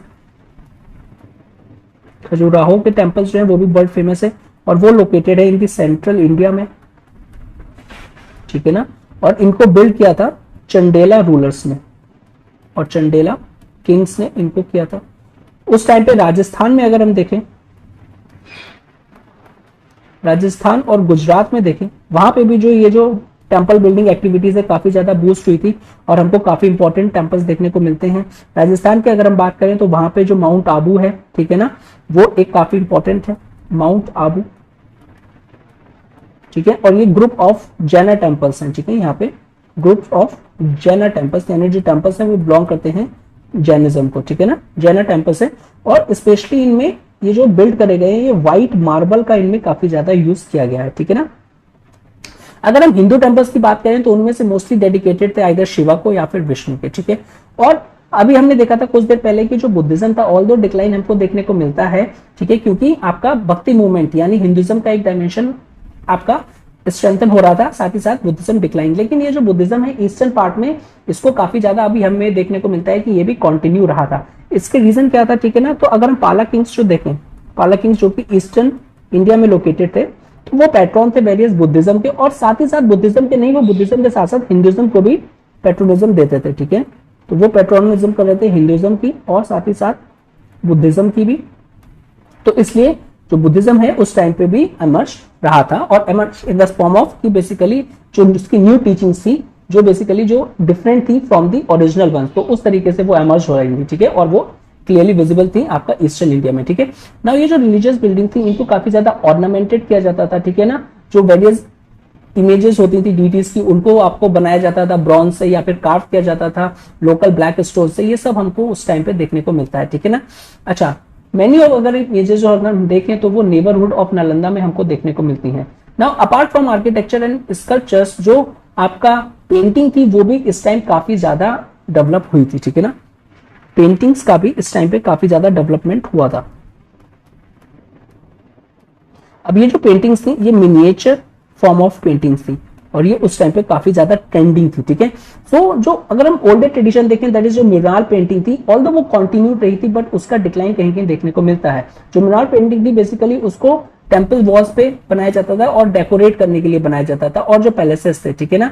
अनदर जो पेंटिंग थी उनकी फॉर्म इस पीरियड में जो हुई थी वो एक्सट्रीमली पॉपुलर थी, ठीक है। और साथ ही साथ आने वाले टाइम में that is the later Mughals के टाइम पे भी वो काफी ज्यादा फेमस हुई, और उस पेंटिंग का जो नाम है that is a miniature painting. Simply basically वो इलस्ट्रेशन बुक में यूज होती थी, ठीक है। बहुत छोटी छोटी पेंटिंग्स होती थी। मिनिएचर उसका मीन्स ये नहीं है कि मिनिएचर, बट हाँ पूरा का पूरा एक आपका समराइज करना, सच जैसे कोर्ट सीन हो गया उसको समराइज करना छोटे से उसमें, तो मिनिएचर का एक अलग सेंस भी है, ठीक है, वो हम आर्ट एंड कल्चर में डिटेल में डिस्कस करेंगे विद दी आपका विजुअल्स के साथ, ठीक है। तो मिनिएचर जो पेंटिंग्स यूज किया जाता था basically in order to illustrate books, ठीक है, बुक्स इलस्ट्रेशन में काफी ज्यादा काम में आता था, ठीक है ना। अच्छा, जो जैना मॉन्क्स अगर हम देखें, ठीक है ना, तो जैना मॉन्क्स और जो वेस्टर्न इंडिया के थे और जो बेसिकली जो बुद्धिस्ट थे इन नेपाल में और ईस्टर्न इंडिया में, वो बेसिकली काफी ज्यादा फॉन्ड ऑफ इलस्ट्रेटिंग मैन्युस्क्रिप्ट्स, ठीक है। और तो वो अपनी पेंटिंग, जो स्मॉल पेंटिंग्स थी, वो पिक्चर बेसिकली पेंट करते थे पाम्स लीव्स में, ठीक है, जिसमें वो वेरियस सीन्स को डिस्क्राइब करते थे टेक्स्ट के साथ, ठीक है।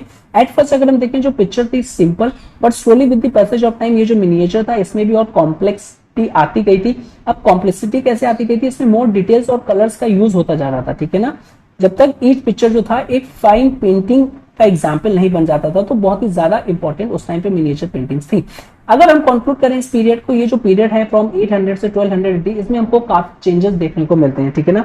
तो एंड में अगर हम कंक्लूड करें तो ये जो पीरियड में जब हमने डिस्कस किया है 800 से 1200, इसमें हमको काफी ज्यादा चेंजेस देखने को मिलते हैं। और ये जो चेंजेस हैं ये सिंगल डायमेंशन नहीं है, इसमें मल्टीपल डायमेंशन है, चाहे वो इकोनॉमिक लाइफ में हो, ठीक है ना, या फिर हमको सोसाइटल चेंजेस देखने को मिले, ठीक है ना,